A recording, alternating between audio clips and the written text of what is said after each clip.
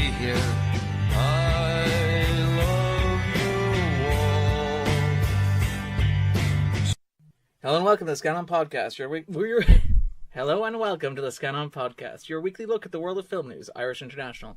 I'm your host, Darren Mooney, and joining me this week are Luke and Jay. So we're going to talk about what we normally talk about, which includes the news, the top 10, and the new releases. But we're going to start with what we normally do. So what have you watched since last we talked, Luke? Well, a lot of what I've been watching recently is in the top 10 at the box office. Populist that you are. So it'll be, yeah. What a guy. I am basic that way. But a few aren't. So one is, because I just managed to catch it as it was slipping out of the cinema, and that's The Kindergarten Teacher, with Maggie Gyllenhaal as a very overimposing kindergarten teacher. You know, I was a teacher before I left that life all behind me, and this is kind of the don'ts in the do's and don'ts book is everything. Yeah, it's a Maggie's problem up to here.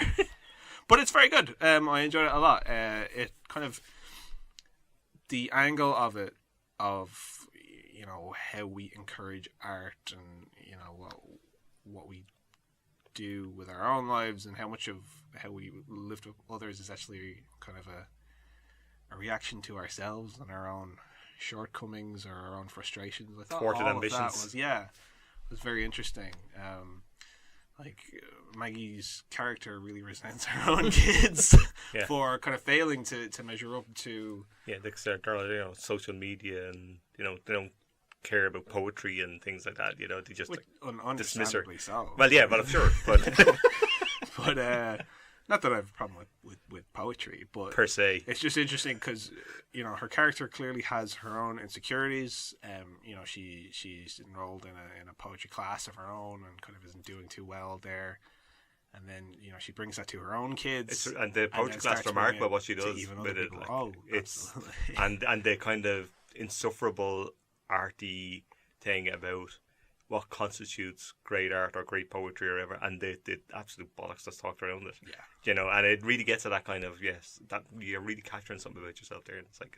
Yeah, and the stuff like in the poetry class and certain other elements of the film, it has this quite serious tone to it, but at the same time, there is that kind of it's more kind of it's scathing in a kind of a knowing way. There is kind of a humour to it, which, I liked it quite a bit. It reminds me of Jonathan Glazer's Birth. I know Darren's not a fan, but it reminds me of that kind of completely inappropriate, very dangerous attitude to kids, to your own kind of the use of kids needs. as surrogates. Projecting how you project onto people and the kind of dangers you put them in without realising it because of your own view of the world and how it's treated you and how we should treat them accordingly and so on. And then it has that tone, that kind of icy tone underneath it. That comes through in the filmmaking as well. I mean, there's kind of a stereotype about indie cinema and tasteful nudity and things like that. Yes. But the way that this film kind of, you know, there are a few shots of Gyllenhaal, not with the child, but just their presence in the film kind of puts you in that space of, this isn't right, and, you know, things are happening here that shouldn't be. And that was all very well done. And the performance by the kid, Parker Sivak, very good. Yeah. Because he's just very much like a child would be.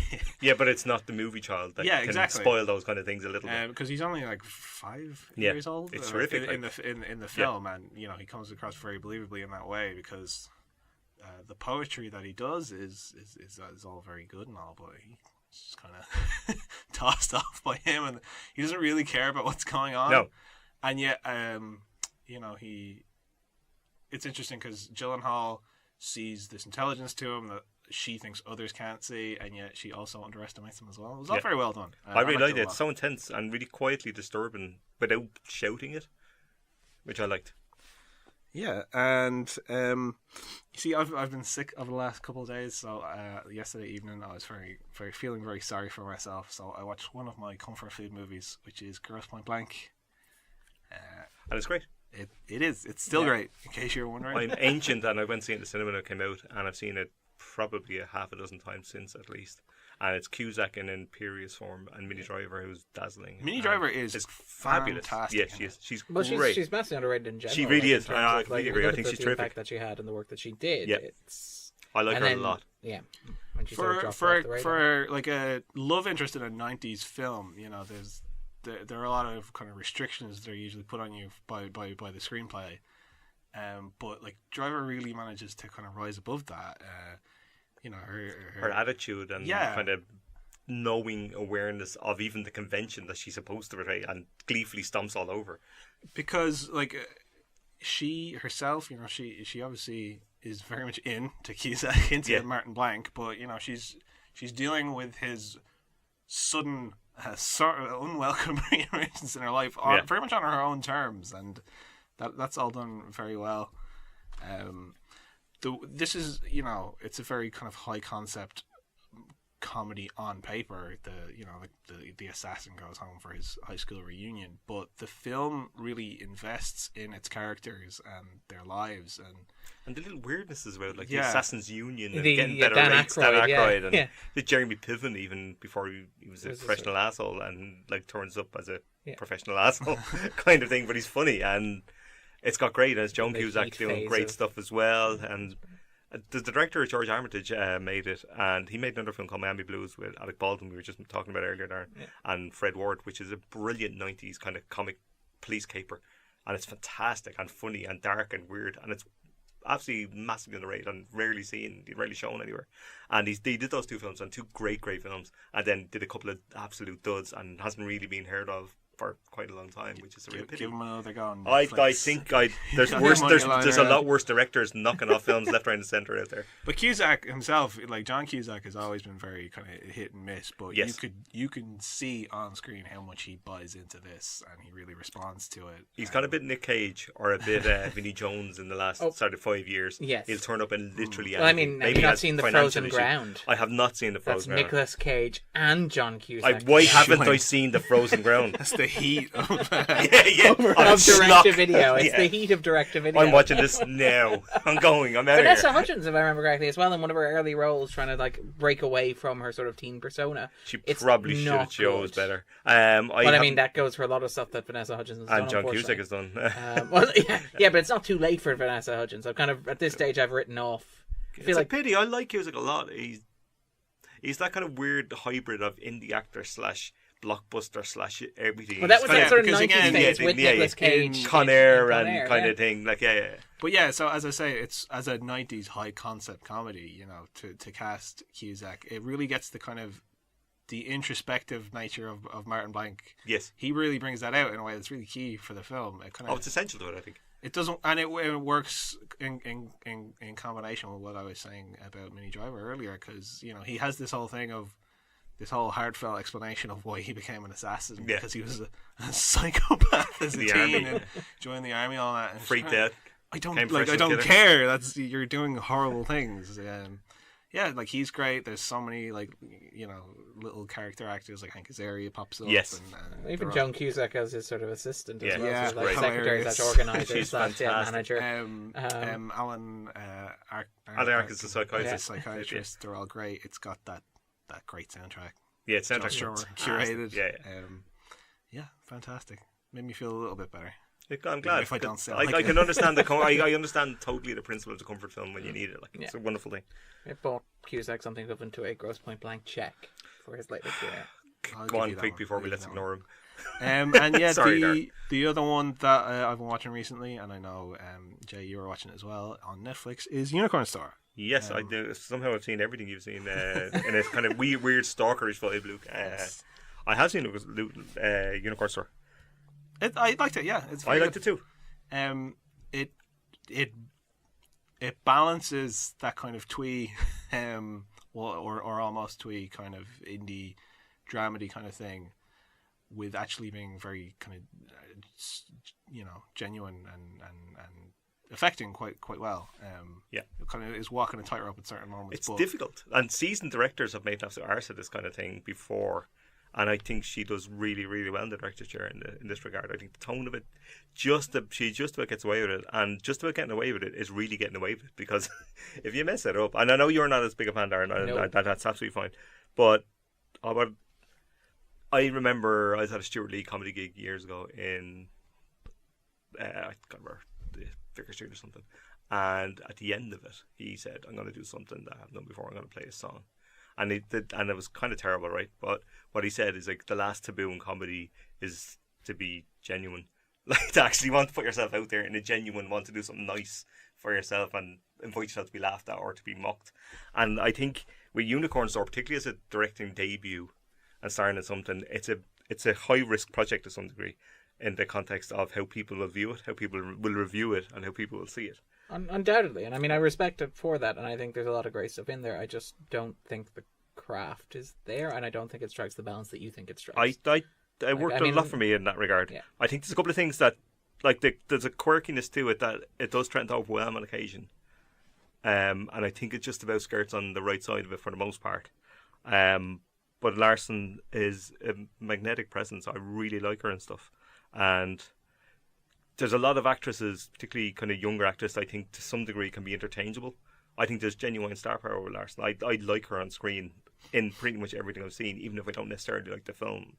I think she's in. It's through Larson for me that it kept that balance. Yeah, I completely agree. It's her character is what for me would tip it over into being too twee. She has to play it quite low for the most part. Yeah, and there's a scene near the end, which kind of makes it a little more literal than kind of the kind of metaphorical thing. I mean, it's pretty literal for most of. No, what I mean is that there's a sense that it may or may not go one way or the other, and it goes very specifically one way.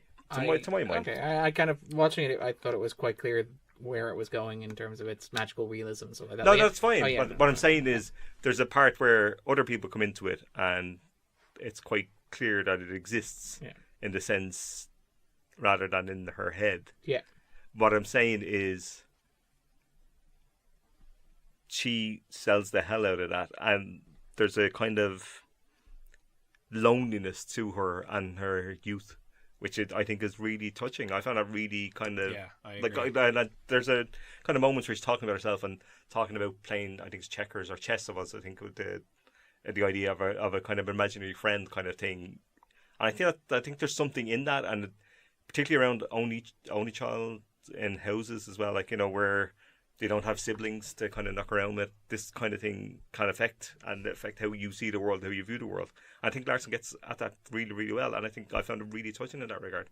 And I think like that kind of quirk, and you know, I'm not the best person to speak about this, but I think, you know, women have to display that or hide that quirk or that kind of that want for a unicorn, you know, that want for magic in our lives. They have to, you know, compartmentalize that in a different way. And men can't enjoy it because men aren't supposed to like nice things, you know, and think because you have to like action men or whatever. This could have been a Zach Braff movie if it starred Zach Braff. Oh Christ, yeah, I know. Infinitely better actress, and it's genuinely very funny at parts. I don't usually, if I'm watching a movie at home on my own, like I'll be like, yes, very amusing, but I don't usually laugh. There are a couple of bits in this that really made me laugh quite hard. The presentation was fantastic. There's a, you know, Kevin or whatever, the guy, the manager, the guy that their parents, her parents are really the coworker. There's a bit where they're at the campfire and Bradley Whitford is like, "You leave Kevin." It really had me cracking up. Poor Kevin. And the co-lead Mamadou Ati. He's very good, isn't he? He's very good, and really naturalistic and a kind of a grounding opposite to her kind of whimsy, but without dismissing it. Yeah, exactly, and not at all dismissing it, but also kind of bringing her back down a little bit as well, which I think is a necessary balance to the film and works really, really well. I could see him in a sitcom or something. Oh, actually, he's got great timing, and also Samuel L. Jackson is having a fucking ball in this. I could have done with a bit more Jackson. Oh, it could have, but he it kind of weirdly and very weirdly reminded me of him in Unbreakable. And I can see that. I can probably see with the hair and the primary colours. But what I'm saying is, like, not primary, secondary. He'll get a lot of credit for Unbreakable because it's serious and it's comic booky and it's dark. Where this is a different thing altogether, and there's a certain section of the audiences that may not enjoy this as well. In the same way that there's a certain section of audience that don't like him cracking wise as Nick Fury and Captain Marvel. because I've read articles where they said he wasn't like that in the later thing. So why is he all having pally laughs in the film when he's quite serious in the newer Marvel films? Do you know what I mean? Almost as if he's something has happened to him and he's changed as a character. Well, no, I understand that, but it's also I about how actors and their and the personas and how they appear in certain films and how they don't appear in other films and stuff like that, which is really interesting. And I like how Jackson leans into that very, very well in both films. My issue with Jackson here is again, it's a larger tone issue with the film, is that the film sets up this idea of a juxtaposition between the mundane world and the world of fantasy. You suggested there that idea, that question of whether or not it's all in her head or not. Yeah. But the fact that the film's two extremes are both fantastical. There's no sense of a contrast between the real world and the imaginary world. The Samuel L. Jackson character could almost be working at the office where she goes to, because it's so heightenedly stylized. The office looks like a terrible office, like all terrible offices look like. It's stylized, but it's not to the point of unrecognizability of it. It's heightened slightly, and certainly by the boss, who's incredibly inappropriate. Hamish Thinkletter, is it? Just comes really invading space and stuff like that in it.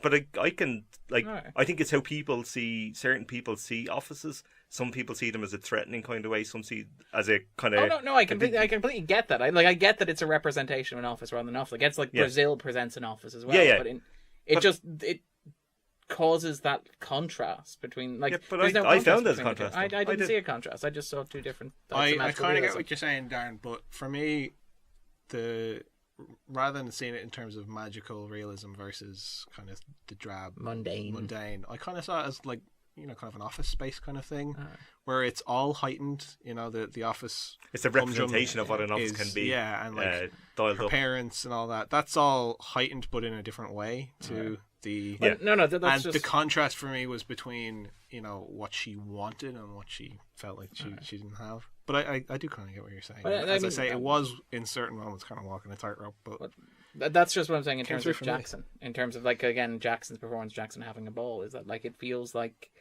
he doesn't seem to exist as a contrast to me to anything else in there. I don't think he has to though. Okay. Do you know what I mean? I get what you're saying. But he is showing her.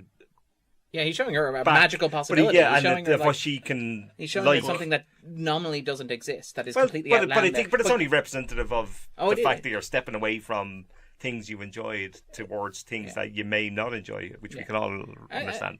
And it is, but it's also, I don't know. I never had that tension that you felt about whether or not it's all in her head or whether or not it's real or not.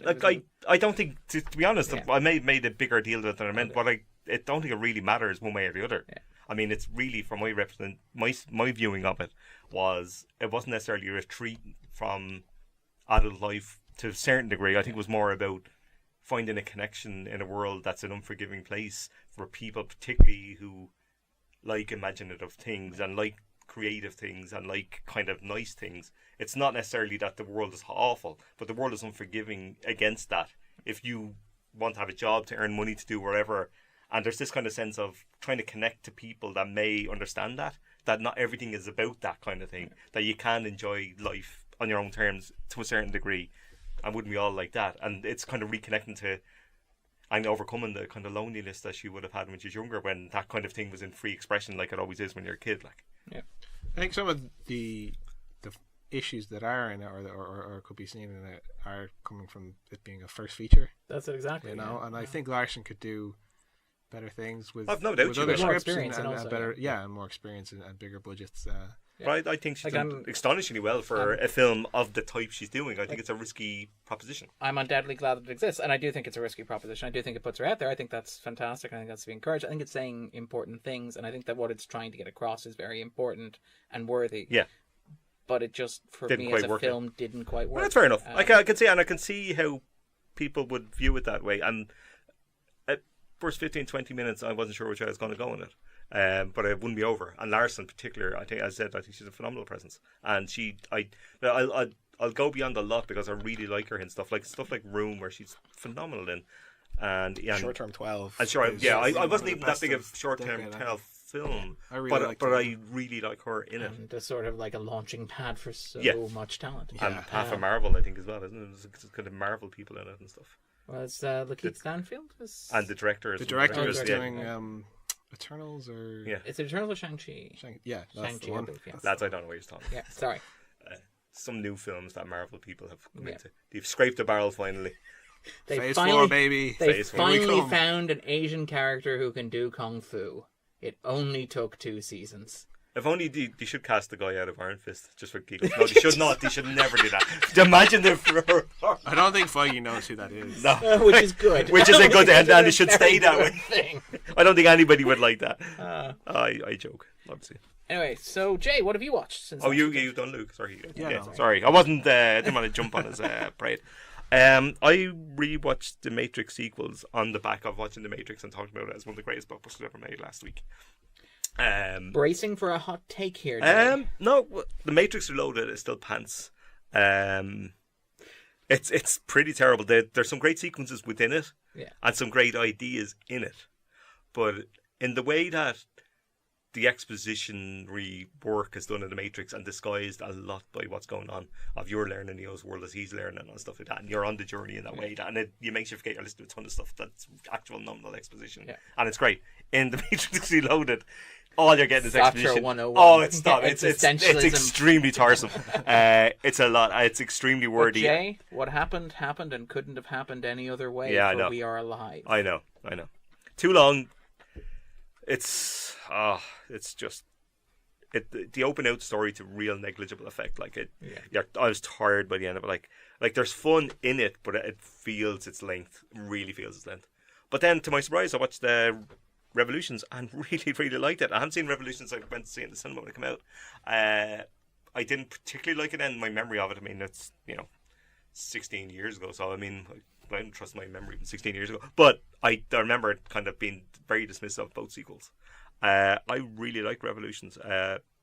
It's kind of narratively a bit all over the shop in the way, because they're taking them from Reloaded. It's that kind of like do-it-yourself IKEA style trilogy where it's like we made an original that it's self-contained, and now we have to do more. And now we have basically Jay, if you'd only played Enter the Matrix, the video game, it all would have made sense. Well, but you also had to watch. Was it the Animatrix? I've never seen any of that either. But it's great. It's extraordinarily ambitious.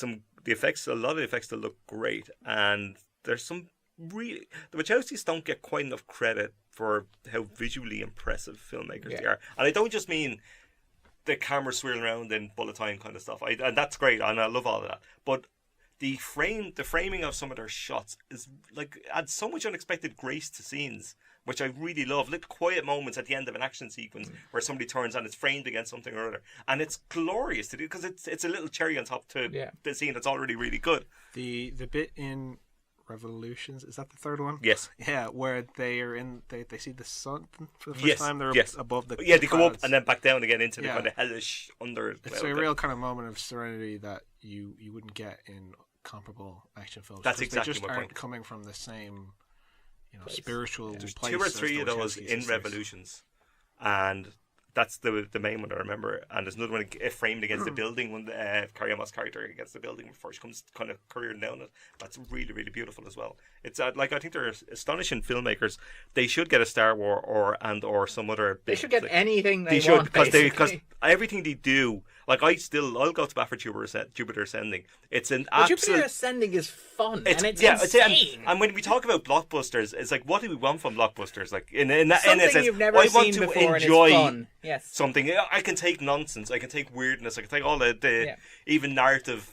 What? Channing Tatum as a genetically engineered dog with floating roller skates. It's crackers. It's absolutely crackers. I loved it. I was like, I couldn't believe people were sleeping. I was like, hang on, people think this is crap. I'm not sure I love it, but I enjoy love it. But I know it's not very good in its own way as well, But I really loved it. I really enjoyed the hell out of it. Bradley Cooper as a talking raccoon is about to lead into the biggest blockbuster of all that's time. a fair point. A lot of times when what something is ridiculous or not in movies like this comes down to audience kind of outside perceptions. But on the other hand, the raccoon is a CGI raccoon. It's not like Bradley Cooper with a nose and fluffy ears. It really should be. I'd be much more invested if it was, I think.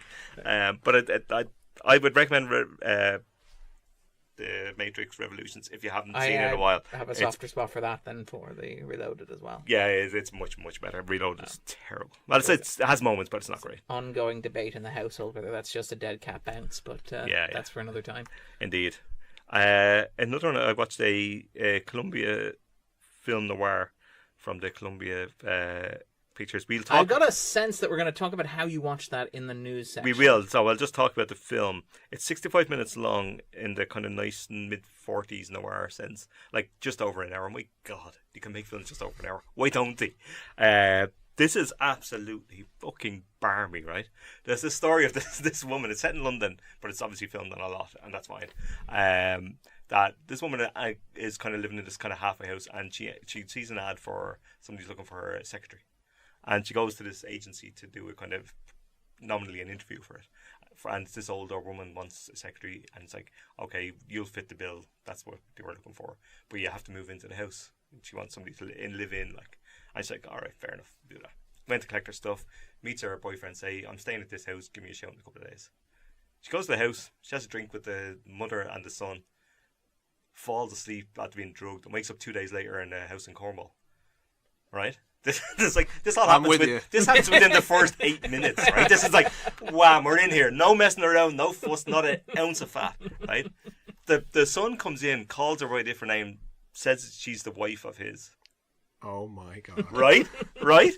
Okay. And it proceeds from there into the story where she's not sure whether she's actually the wife, or so it starts off with like, don't be ridiculous, I was just in London, my boyfriend's going to come here. It's like, no, he's not. You're my wife. Like, and the reasons as to why this happens. This sounds incredible. It is incredible, and it's kind of part in film noir and part gothic horror. It's like this little chamber piece within the house, you know. Occasionally goes outside in the sunshine. Cornwall is California. Like it's a bit of rain in it. You put a bit of rain over the California coast to call it Cornwall, but it's fine. It doesn't really make a difference.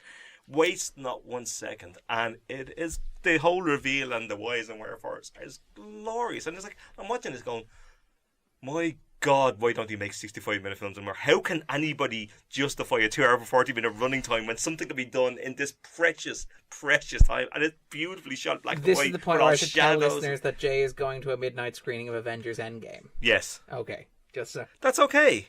I'm okay with that. Doesn't mean that Avengers Endgame can't be 65 minutes. I would watch that, wouldn't you, right? But and we'll get into the kind of format of how I watched them whenever in the news, but it's absolutely great. You'll love it. Anybody will love it. This is Monday. There's 11 of them to watch, and I'm going to watch every god. Must watch this. It's barmy, absolutely barmy, and it's glorious. There's one that I watched as well called Tuki Buki, which is a Senegalese film. Which I'm. Oh, this is the Martin Scorsese's. He's kind of restoration project. Yeah. I'm woefully underwatched in terms of African cinema, and it's really interesting. It's one of those things that a lot of it's to do with access. In terms of where, like, a lot of films don't necessarily screen, and if you do, you might not get to them, and you don't generally get DVDs a lot of the time and stuff like that. Or streaming terms, you don't see a lot of it. But you have to chase these things down to a certain degree. So it was good to actually watch something. And this is a really interesting film, made in 1973, and influenced by the kind of the French New Wave, and interesting in that regard because it's influenced by the French New Wave, but also it's a colonial kind of issue in the context of, these people want to go to France, Paris, and there's this song Paris that plays in it, almost mocking of the hopeless ambitions of these young couple who are kind of floating around Dakar and trying to get money to start a new life, and they try to rob people and do all sorts and kind of little scams and stuff, and the young guy is driving around with a skull-mounted motorcycle. Like, there's this kind of horns of a animal. He's a bit of a wild boy, but also he's kind of a bit of a heart as well, And the young girl is just desperately want to get away from the people that she loves, family and stuff like that. And she's a student and she dreams of a better life, but they need money to get out. And it's this kind of weird, impressionistic, strange, narratively fractured kind of story. It takes a little bit getting used to in terms of tone and in terms of pace. It's very much its own cinema. It's taken sort of elements from the New Wave and mixing it up in the way Godard did stuff, but mixing it up to its own beat. And I don't mean just the beat in the African sense, but beat in the cinematic sense. Although African music does influence it quite a bit in terms of how you perceive certain scenes and stuff like that. I really, really liked it. Very strange, very extremely weird parade scene towards the end. he ends up stealing clothes and accidentally going to drive into a parade where they start waving to people. It's amazing. It's one of these, they're on tail end of a parade like they're royalty. It's amazing. It's just wonderful little scenes, and it's really odd, quite affecting, really well made, and like I really want to see more. It was really good, and highly recommend it. And just one more very briefly, I'll mention that I saw last night in the IFI, which is the Edna O'Brien's Country Girls. It's the one city book for this month. And they're showing the entire trilogy. This trilogy made by Desmond Davis. Ronan saw the last one last week. I missed the one last week, and I missed out. Ronan saw the one last night, which is Girl with Green Eyes, which is a 1964 film, written screenplay by O'Brien herself, directed by Desmond Davis, who's an English filmmaker, starring Peter Finch of Network fame back in the. These were shot out of sequence and written and produced out of sequence. Yeah, it was kind of an odd kind of sequence. Yeah, one was made a bit later. Yeah, the first one, ironically enough, if I remember correctly. Yeah. I'm not too familiar with O'Brien. Ronan's going to give me some books because after the screenplay is fantastic, so I want to read them.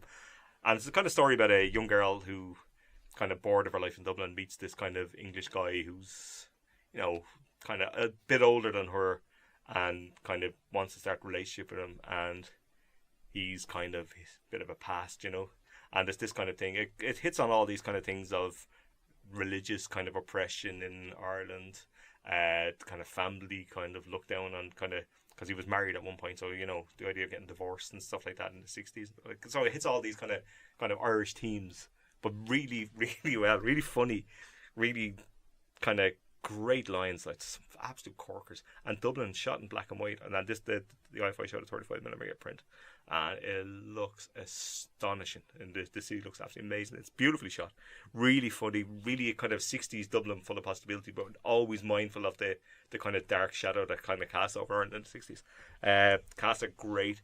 I really, really liked it. I'm hoping to get to the one next week as well, because the same director did all three. And Edna O'Brien wrote all. I presume so. I don't know if she did. She definitely wrote one last night anyway, and we loved it. It was an absolute hoot. I had such a great time with it. And it's like lovely 90 minutes. All boom, done. Great. So a fine night with that. If you watched that one and the 60-minute one back to back, you still wouldn't be finished those Matrix sequels, right? This is my point. Watch hour-long films, lads. This is the future. So I had a relatively light week. Again, I'm still sort of recovering from that Twin Peaks ordeal where I watched the 18-hour film or TV show 3 times in the space of 3 weeks. So I'm sort of easing myself back in. So I watched a bunch of old Twilight Zone episodes that I talked about last week. They're still fantastic. And they're wonderfully Moorish as well, each one being only 20 minutes long. So it's very easy to sit through them and watch another one as well. So and whole host of great stuff, the obvious ones as well. But I quite like Vera Miles' Mirror Image, if you want to check one out there. In terms of other stuff, I've been watching some X-Files as well, that sort of thing, which is good. 90s kind of paranoid nostalgia. It's weird to look back at a time when people are like, hey, paranoia, is it a good thing? Yes or no? Answers on the back of a postcard. But it's remarkable, because this show is such a relic of its time, and it's interesting in the context of things like, say, Captain Marvel, which we'll talk about later, in terms of this idea of how we see the 90s now versus how the 90s saw themselves. Yeah. It's kind of fascinating in that sense as well. And then also I watched a couple of anime films over the weekend. I watched Nausicaa and the Valley of the Wind, first time watch for me. Miyazaki's kind of it's really good. I haven't seen this one. It's really, really nice. It feels kind of rough around the edges in some senses, like he's kind of honing what he'll do later on. In fact, there's like a lot of Princess Mononoke in there as well. Nausicaa's an adaptation, I think, of his own manga, from which he began in 1982, and which ran years after the movie was finished. Yeah, so kind of you can see how you'd be playing with your ideas there. Yeah.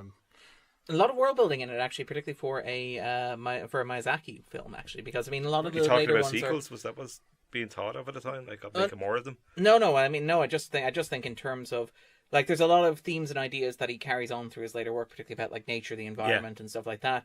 But when you compare it to the obvious work that he does later, like, and again, Mononoke is the obvious one because that's the one with the royal, the princess at the core, and this battle between nature and the environment and stuff like that. And it's very overt. But when you compare that to Nausicaa's a lot more concrete in how it talks about things, a lot more concrete in its world building and sort of the world that it builds. This idea of having 3 kingdoms at the very least, and having an idea of which one they are, and having these worlds that are mapped out almost in a Tolkienian style, where it's like you have the toxic jungle versus the acid lake and that sort of stuff.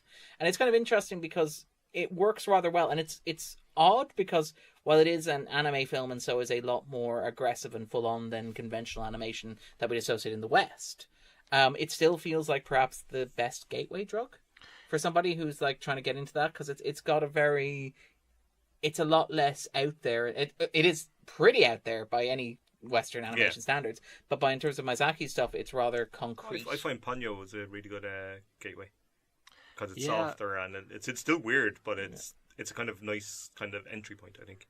Nazca, I mean, I think it depends on what you're into, because it in some ways is kind of complicated. I mean, maybe complicated is the wrong word, but as you say, there is a lot of mythology to it. It's just it was interesting watching for me as kind of like it's very much a younger man's or a slightly younger man's way of looking at similar themes that he would kind of revisit. And oddly enough, more optimistic, which is strange. The really weird Miyazaki is he's a grumpy man. And he's gotten grumpier as he's gotten older. As we all have, Darren. Yeah, but I mean, that's weird about like Nausicaa is that while its ending is not necessarily upbeat by any standards, compared to some of his later conclusions, it's positively rosy. I strongly believe this is an insult to life itself. There's a wonderful moment where an old lady cradles children and says, "Well, they're coming to kill us. There's nothing we can do to stop it. And the world does not wish for us to survive," said the woman cradling children. It's kind of like the episode of The Simpsons where the meteor is coming. That's the end of Nausicaa. But it's gorgeous. No, it is. And the animation's superb, and it looks amazing. And it's got a lot of interesting stuff going on there as well. I also saw Akira for the first time as well on my sort of anime watch, which is kind of it's weird because Akira is this huge cultural touchstone. Thinking of things like Kanye's famous Stronger video, for example. Even American movies like Chronicle, to pick an example. The use of the motorcycle in films like Ready Player One. And it's kind of it has this ubiquity in pop culture. And yet somehow that doesn't prepare you for the experience of actually watching it, which is rare for something that's kind of remarkable. I haven't seen it probably in about 15 years, but I have it somewhere at home, so if gathering dust somewhere. It's great. And again, that's somebody adapting their own work, because there is so much to Akira that doesn't make it into the movie. Katsuro Otomo, I think. Yes. Beautiful. But yeah, perfect. Got it in one. And famously so complicated that it actually took a conglomerate of Japanese animation companies to bring it to life.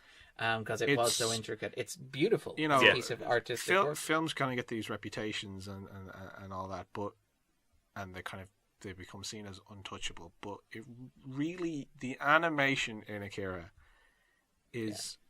You're never going to have something like that kind of replicated again. Yeah, probably not. Because, you've got someone adapting a already kind of masterful work in a way that kind of... It's not easy to follow. Yeah.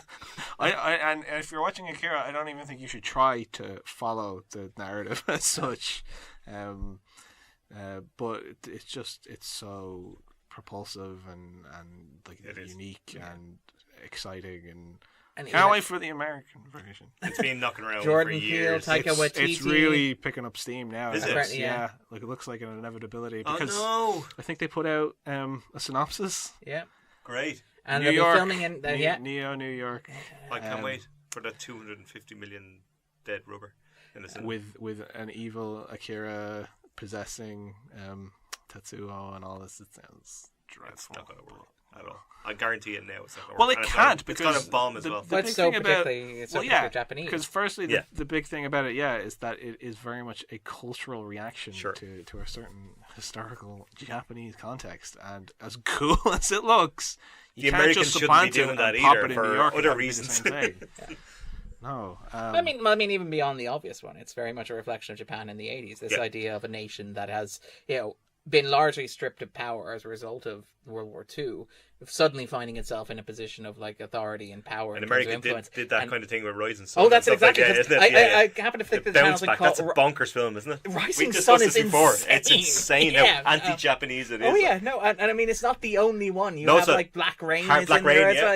Yeah. I mean even Elements Die Hard is probably the kindest. And this is because of the Sony takeover and stuff in the studios and stuff. It's amazing to see. And like Akira is basically the other side of that. It's Japan being like, well, now we are a corporate global power, in terms of we're a major global power again, just in terms of economy rather than politics and military. And isn't that terrifying because of what happened the last time that happened? The only really way you could do it if you're, moving it to New York or whatever is to make it a 9/11 thing, because that is an historical event that irreparably changed the psyche. But they're too I don't think the people that want to adapt Akira even pick up on those elements. No, and that's a real problem. Well, I mean, I would also argue that like you've had decades of superhero movies picking through that even unconsciously, smashing every building. No, but I mean, like, the whole sky over New York, the sight of Thanos throwing his daughter to her death from two twin towers. And the names that they're floating for this, like Peel and Waititi, they're popular, but why? I can't imagine why they would. Why them? Yeah, I know. Yeah. Well, not even why them. I can't imagine why would they. Like, other than not doing it, which is obviously the best idea. But like, who would do it?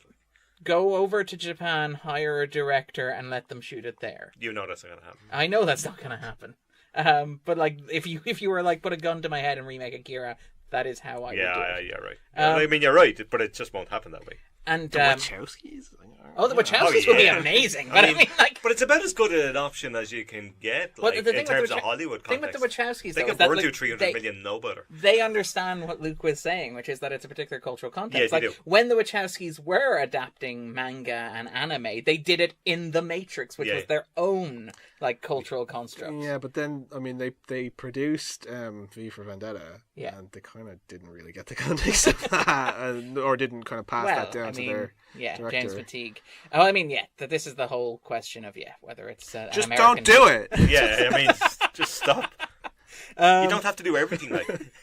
And then I also, because it happened to be on flicking through the channels, I found Baby Driver. Oh, for fuck's Baby sake, Driver Darren. seems to have entered the, if Darren's flicking through channels late at night and Baby Driver is on, Darren is watching Baby Driver. Why won't you pick a good film? Well, because I happened to be on and I was getting ready for bed. You found it. It wasn't happening. Actively seek it. For the 13th time, Darren, you cannot just find films. You were getting reminders, alerts on your phone. I have like a little thing set up. Every time that Sky shows Baby Driver, I get a notification. I wouldn't be surprised. And while we've talked about this before, and while that rat bastard Baby Driver is responsible for the bloodiest day in Atlantis history, and while it's also interesting to imagine, like, as an illustration of white privilege, imagine if bats were being sentenced at the end of the film, but it's still it's still a movie that goes. It has this wonderful propulsive energy that gets past its central problem, which is the fact that its lead isn't particularly interesting and its central romance isn't particularly engaging. But it has this energy as a director's showcase, and probably what might just be one of my favourite cuts of the 21st century so far. Jesus. That moment when Baby walks into the diner as Barry White's Never Never Gonna Give You Up is playing, and just as Barry White is climaxing on the camera cuts to a coked up, scruffy-looking John Hamm drinking coffee at the counter, and it's like, it's probably one of my favourite cuts of the 21st century. Kevin Spacey. Yeah, his head explodes. Yeah. That's true. When I say that's true, I've never seen it, so... What? I'm hoping something like that happens. But no, it's gotten intensely satisfying. On each rewatch, that gets more and more satisfying. I can only imagine. I really like Baby Driver. I think it is kind of really, really well directed. You can see kind of Edgar Wright flexing a bit behind the director's chair after getting tossed out of Ant-Man and going right into something that he really wanted to do just for him. Yeah. It is very propulsive, but it is very strange how it just kind of like narratively just falls off a cliff and devolves into running and racing and but the running and racing I really like. But the story kind of collapses in on itself. It doesn't seem like it has a very firm idea of where it wants it to go. And that kind of leads to the inconsistencies of, this is a very bloody ending for a film that normally becomes redemptive. Yeah, and you know... Yeah, no, that kind of... And, like, Spacey's sudden kind of face turn, like, you remind me of a younger me. I was in love out once. Of nowhere, completely unearned. Things like that I don't associate with Wright, whose scripts are usually, usually he's collaborating, but they're usually a lot more kind of cohesive than that. This has those kind of setup and payoff elements, but not that cohesion. Yeah. And it's a bit awkward in the end. I didn't mind that stuff. I do have a bit of a problem with the coda, and that's one of the things where I sort of admire what I think he's trying to do in terms of having a crime story with a redemption arc at the end. It just doesn't quite fit with everything that he's done to that point. Baby Driver is a weird moral vacuum at the heart of Baby Driver. That rat bastard, Baby Driver.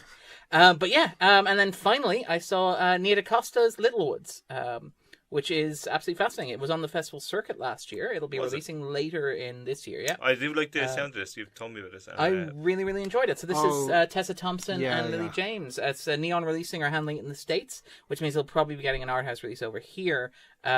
Interested to see whether it'll be aiming for this year's award cycle, because it seems to have passed last year's relatively quietly, which is a shame because it's fascinating. I really, really liked it. It's really great. It's a frontier story, except it's a frontier story where the manifest destiny and the idea of the expansive sort of northwestern American states are just a borderland. They're a place where people become trapped. The limitless frontier gives way. And it's telling that the opening and closing shots of this are of the Canadian border. It's a wonderfully quiet film. It's not at all rushed because it understands that these characters have nowhere that they're rushing to. There's a sense of quiet desperation and longing that runs through it, which is remarkable. Fantastic central performances. Tessa Thompson is, as ever, amazing, but she's ably supported by a wonderful ensemble, including people like Lily James, James Badge Dale, and Lance Riddick, who are doing very good work as well. That's a cracking cast, isn't it? I'm really looking forward to this. Yeah. I like a good Western. So. And it's kind of interesting, and it kind of touched on something you brought up as well when we were talking about this year's prestige sort of like drug addiction films, right? Which is let's talk about any excuse to talk about Beautiful Boy. The Notebook. The Notebook. Good Lord, The Notebook. Jay browses to the screen, terror flitting across his eyes, lit by the neon backlight. Best/worst scene I've seen in about this decade. Ominous synth rises in the background. But yeah, so you brought this up when you were talking about like the paradox of like the United States has a drug crisis at the moment, very obviously. Yes. The opioid epidemic, which is insane, like the ravages, the way that it's cutting across the country, but what the if lives that it it's only affecting. affects white people? Well, that's it. That's the problem. Like because we've had. And this is interesting because you always have these nominally socially conscious Oscar contenders. The idea that you do something that's worthy in inverted commas in order to pursue Oscar glory. Sure. And you do a performance where you play a drug addict or a straight actor plays a gay person. Or never go full retard, as the thing to puts quote it. Tropic Thunder.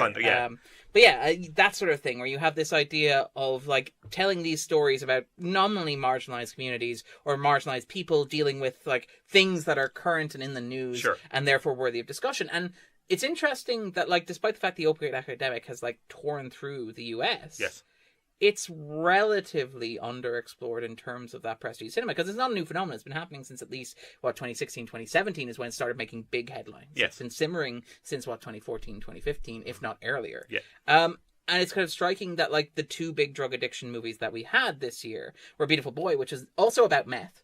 But, like, even ignoring... It's also about terrible acting. But yeah, go on. Jay, sorry.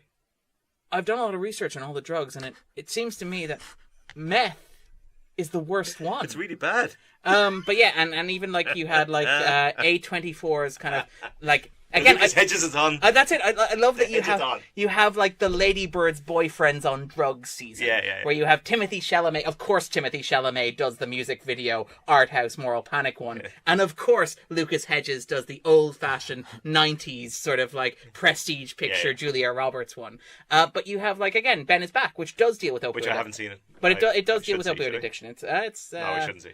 Does it have that as fun as Beautiful Boy? No. Oh, then I'm not watching it. It's at its best when it's like prestige picture Keanu, but it's only that for a solid 40% of the runtime. Yeah, I'm not watching it. But yeah, it's got this kind of like even that is again another story of a wealthy upper middle class family where you have the money to check your son who's affected by it into rehab, and you have the services there to provide for them. And I mean those stories need to be told because those communities are affected, and obviously like again opioid epidemic, you don't want to stereotype the people who are drug addicted. You hear those stories about methadone clinics where people are showing up in business suits ready to go to work because they're dealing with this addiction as well. So like not to minimize or dismiss the people who are affected in those brackets or anything like that. But by and large, the opioid epidemic is a rural phenomenon that affects these sort of like working class sort of people who are trapped in these situations, who don't have any other recourse, who don't have like the luxury of the money to go to rehab repeatedly. Steve Carell Glass House kind of thing. Sort of stuff. And I mean, again, there are those stories and those stories should be told. But it's interesting that like you're getting two of those this year and you haven't really seen that it took this long for me to see something that's dealing with the opioid epidemic in like a much more, I would suggest, representative way. And in fact, it's telling that this movie for me reminded me a lot of, and this is a great comparison for the movie, Winter's Bone, which dealt with, and I know that was meth as well, but that was 2010. That was 9 years ago since we had that sort of thing. I really like Winter's Bone, by the way, and I like Deborah Granick, and the Leave No Trace was great last year as well. Yeah, and anything that kind of bears comparison to that, I'm there. Yeah, and also worth noting as well that, and again, maybe this is just recency bias, and because there is literally only one thing in Darren's brain for a little while, the only other thing that I can think of that dealt with that sort of stuff is Twin Peaks: The Return, where it sort of like had that idea of drug addiction in a small town. But other than that, it feels like Littlewoods is doing something that I would have expected, indie cinema or prestige cinema to be doing a long while ago, and it does it remarkably well. I'm in. The Nia DaCosta's direction is fantastic. It's got this wonderful atmosphere. It's got a stillness. It's got a coldness to it as well. Yeah. And it's got that wonderful contrast between, again, a lot of the buildings in the place are like jutting out of nowhere. You've got these big empty fields. You've got snow on the ground. You've got forests without any leaves on them. So you've got this huge sense of space. And then the irony of having characters who, despite having all this space, are trapped and confined. Sure. The border not being, serving more as a barrier that they can be pressed up against rather than as a means to escape. I really, really liked it and would wholly recommend it. I'm in. She's also directing Candyman, the Jordan Peele produced reboot as well, which is kind of interesting. That's I don't know if I want or need to see another Candyman film, because Candyman is sensational. Candyman's massively underrated. It's pretty highly regarded. You guys are saying Candyman a lot. Yeah, right. But we're not. And I can actually see myself in the kind of mirror as well, which is. But we're not looking in the mirror. Well, I kind of am, but I adore it, and I love Bernard Rose, the filmmaker. But the pedigree behind this suggests that, it's not the worst thing to have another one for a generation to have a look at. Yeah. The really interesting about the original Candyman is that kind of look at black Chicago underclass thing attached to horror, and how it kind of infects around that. And I really like that. And very few filmmakers, and Rose has an outsider's perspective, which I really welcome in that kind of area. I would be intrigued as to see what they do here. I suspect nothing as kind of searching as that, but I remain to be convinced. And as I said, it's good people around it, so we'll see. Yeah. And to be fair, it may take a little while for that to be properly assessed or contextualized as well. All right then, so let's move into the week in film news. First of all, we're opening with some sad news: the passing of Seymour Cassel, the character actor. Fine character actor. Fantastic, and one of those faces that you probably recognise even if you don't know the name attached to it. Again, wonderful and varied career, including everything from like Coogan's Bluff through to like The Last Tycoon. I feel really bad that like the first thing I thought about it was his appearance in Star Trek: The Next Generation, but even things like was he the lawyer in Indecent Proposal? Robert Redford's lawyer, if I remember correctly. He has some sort of. You're expecting us to remember a Decent Proposal there. That's a big ask, man. Okay, fine. But perhaps that's to a generation, film, it is a very weird film. It's really weird. It's that weird, like 90s sort of like creepy. We're trying to make erotic thrillers a thing, but not as fun as say The Hand Across the Cradle. Yeah, but like this is where it's like we've seen those. Now let's make the blockbuster version of those. So the prestige version. The prestige version. Which is really what it is. Yeah, somehow that's more boring. The really disgustingly non-sexy version, the creepy, borderline, rapey. Well, it's very much again. Big studios don't know how to do movies like that because the only notes they can give is like make it less. Well, I'm uncomfortable. Less sexy. Can we add Robert Redford?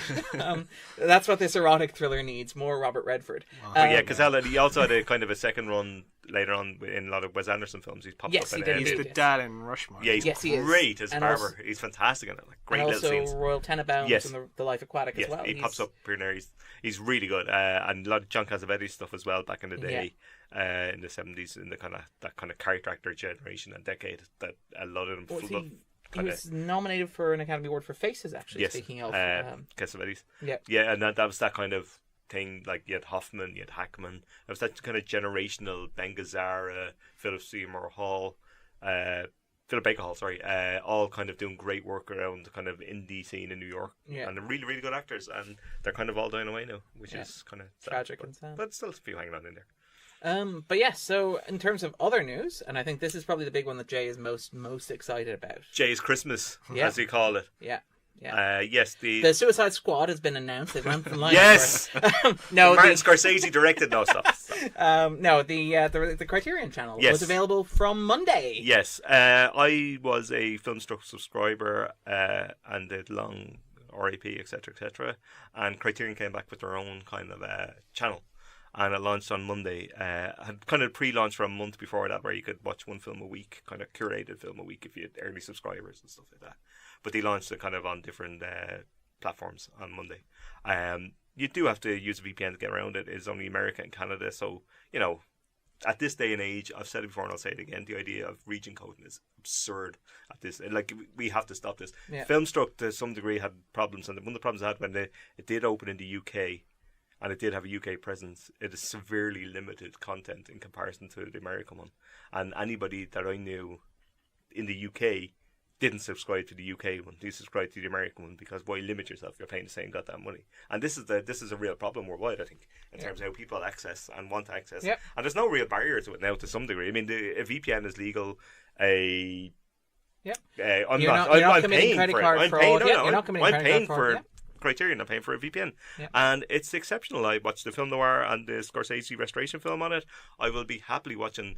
You've about 40 Ingmar Bergman films. You've about 35 Kurosawa films, Ozu films. Listeners to the podcast will be happy to know that they can probably dig into some Varda. Yes, there's plenty of Varda films, and amongst a ton of other stuff. I think there's 1,000 titles plus essays and documentaries and behind the scenes features, which are increasingly and rare commentaries as well. Yeah. And there's going to be more added. They've done deals with kind of smaller studios as well, so it's not just their own collection. Their own collection is fabulous, by the way. But it's astounding. It's a treasure trove. Like, I mean, it's glorious, and I'm so happy for it. I don't have time to watch these movies because I'm too busy watching stuff like Baby Driver for the 15th time. Yes. But no, you just happened to come across it, though. Oh yeah, we just on it. Yeah, just on the TV, Criterion Channel. I was just flicking through the Criterion Channel. Curated favorite movie of the week. And Baby Driver just happened to come on. Yeah, sure. But no, I mean, I don't necessarily. I spend a lot of time watching new movies for for the person reviewing and stuff like that, and that sort of stuff. So I don't always have as much time as I would like to watch it.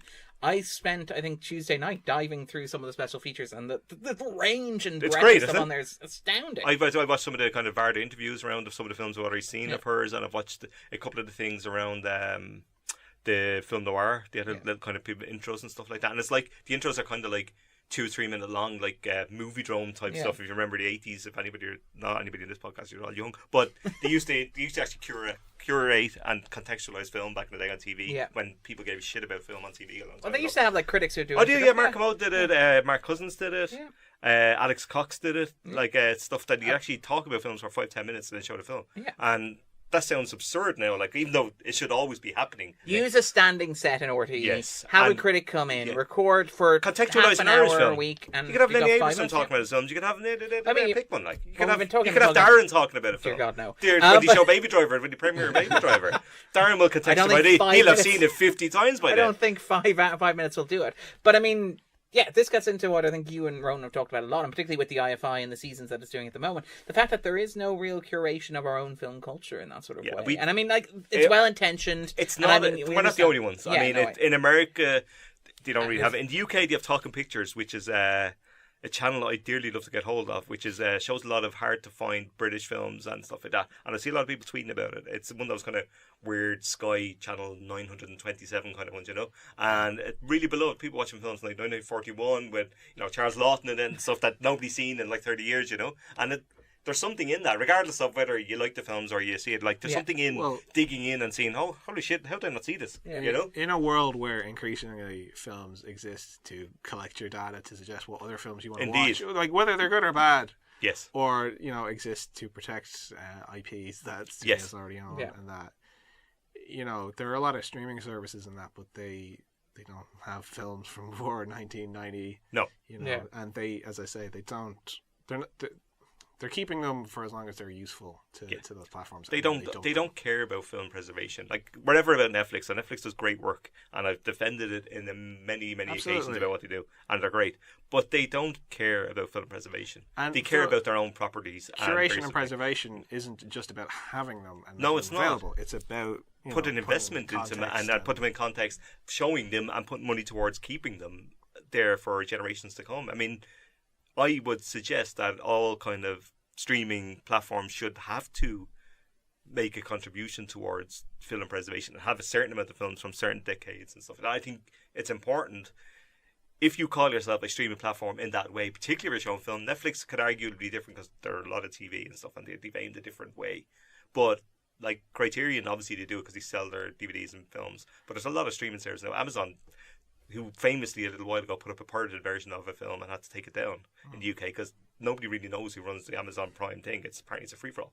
And what goes up might not necessarily, they might not even own the rights to it. It's crazy. Like, I mean, that kind of stuff is madness. Like. It is a worry. You don't want to scaremonger too much, but there was a story a few months ago about MySpace and all the music that they had. Yes. Well, they lost all, didn't they? But it suddenly came back. Did it? It came back this week, right? If I remember correctly. Did it? Right, but it was lost. Yeah, and that's where does for Netflix, once movies that and they buy up a lot and they're buying up more and more, and once those films aren't of use to them anymore, where do they go?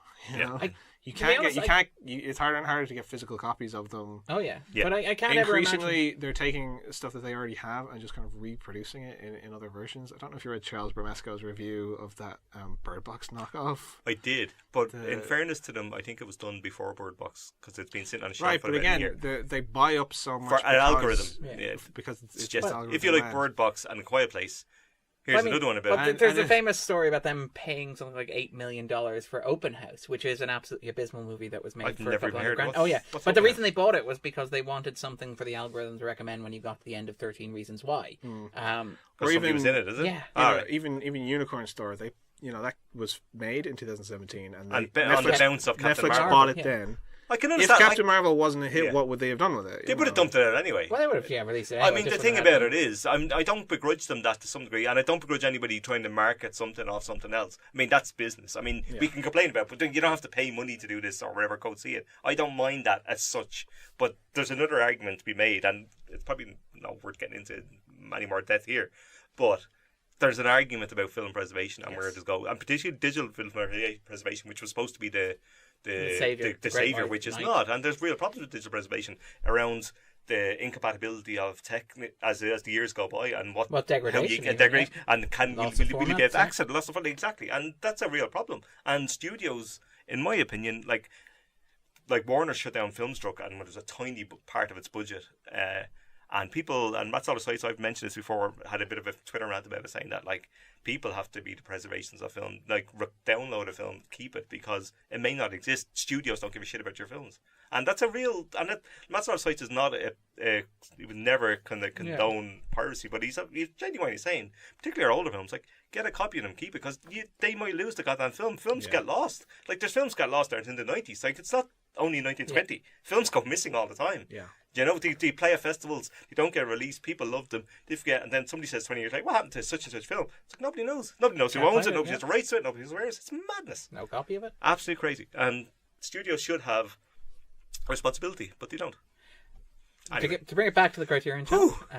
It's amazing. And it is amazing, and I would wholeheartedly recommend it. What I would note, in case there's anybody with any influence whatsoever listening to this podcast, which apparently there sometimes is, which is surprising to us. When I'm not on, I'm listening, then I'm influenced. But go on. I know. But I would note that it would be nice to have the capacity to broadcast to a Chromecast on there, like other services like Movies. I suspect you will at some point. They're working it. Filmstruck famously...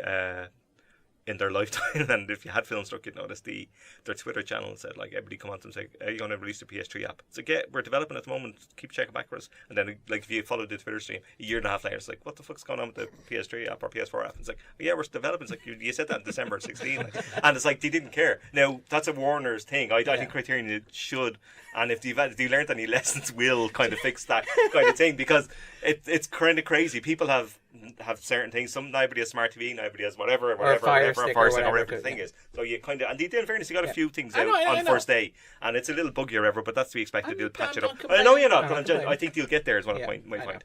I'm just saying it would be nice to be able to watch it on a big TV. Or a Fire Stick. But then I've only got so many HDMI ports. Anyway, don't you have to put a Chromecast into? Well, I do. So I've chosen a Chrome. I chose the Chromecast over a Fire Stick. It costs like £30. Just buy a phone. It's not just for Darren that they should do this. No, I mean, you should do it for everyone. Like, yeah, you're right. That's a good point. Whilst Darren is incredibly intelligent, is he not suggesting for a second that it should just be for his soul self-centered right here? I just want to watch Baby Driver on my TV. Is that too much to ask? Oh, I can watch Baby Driver on my TV. I know you can. We know you can. I can broadcast Baby Driver to my Chrome anytime. In fact, he's watching it right now on his phone. That's what you're competing with, Criterion Channel. What do you want? Baby Driver anytime I want. He can do it. He's laid down the marker, Criterion Channel. But no, it is fantastic, and it's great. It's great to see it. It really is. All right, so let's move on to something a bit more exciting, and tax reform, baby. What? The Section 481, which is the Irish sort of... I don't know what about tax. Tell me things. I don't know. Tax reform is basically I know what tax reform is. I mean, what this in the context of film is what I meant. Jesus. Well, this is the tax benefit, basically the tax relief for Irish productions, the famous one. Can I get some money out of this? Well, now it's a lot harder. Now it's not a lot harder for you. Now it's probably properly regulated how you would receive in Ireland. Yeah, I know. Yeah, right. Well, I mean, basically, changes have been made to properly implement and to properly sort of regulate this. So the idea is that now the Department of Culture, Heritage and Gaeltacht will be administrating an incentive that will require, first of all, that you'll need to apply at least 21 days prior to commencement of Irish production in order to claim the tax credit. Sure. And where you're issued a certificate in relation to the qualifying film, you'll need to provide information on things like, for example, diversity initiatives within the film that you're doing, for example. That's a good idea. The idea of gender equality initiatives as well. And you'll have to produce more documentation furnishing a full compliance report as well in order to claim the final 10% of the tax credit as well. So it's just making it more... Let me ask you a question. 3 words. Where's my check? Well, we have some forms we need you to fill out. God damn it. Luke, would you fill me out forms? I'll give you €10 if you fill out forms. Actually, to be fair, Jay, yes. If you want to apply under the new rules for Section 481, you just literally need to mail an application to Section 481 at screenireland.ie. That sounds pretty easy. That does sound Even very easy. Even an idiot like me could do that. Now, if you do get into any trouble with your tax, just get Michael Healy-Rae to stick up for you in front of the Oireachtas and you'll be fine. I can't see any issue with that. I think that's going to go great.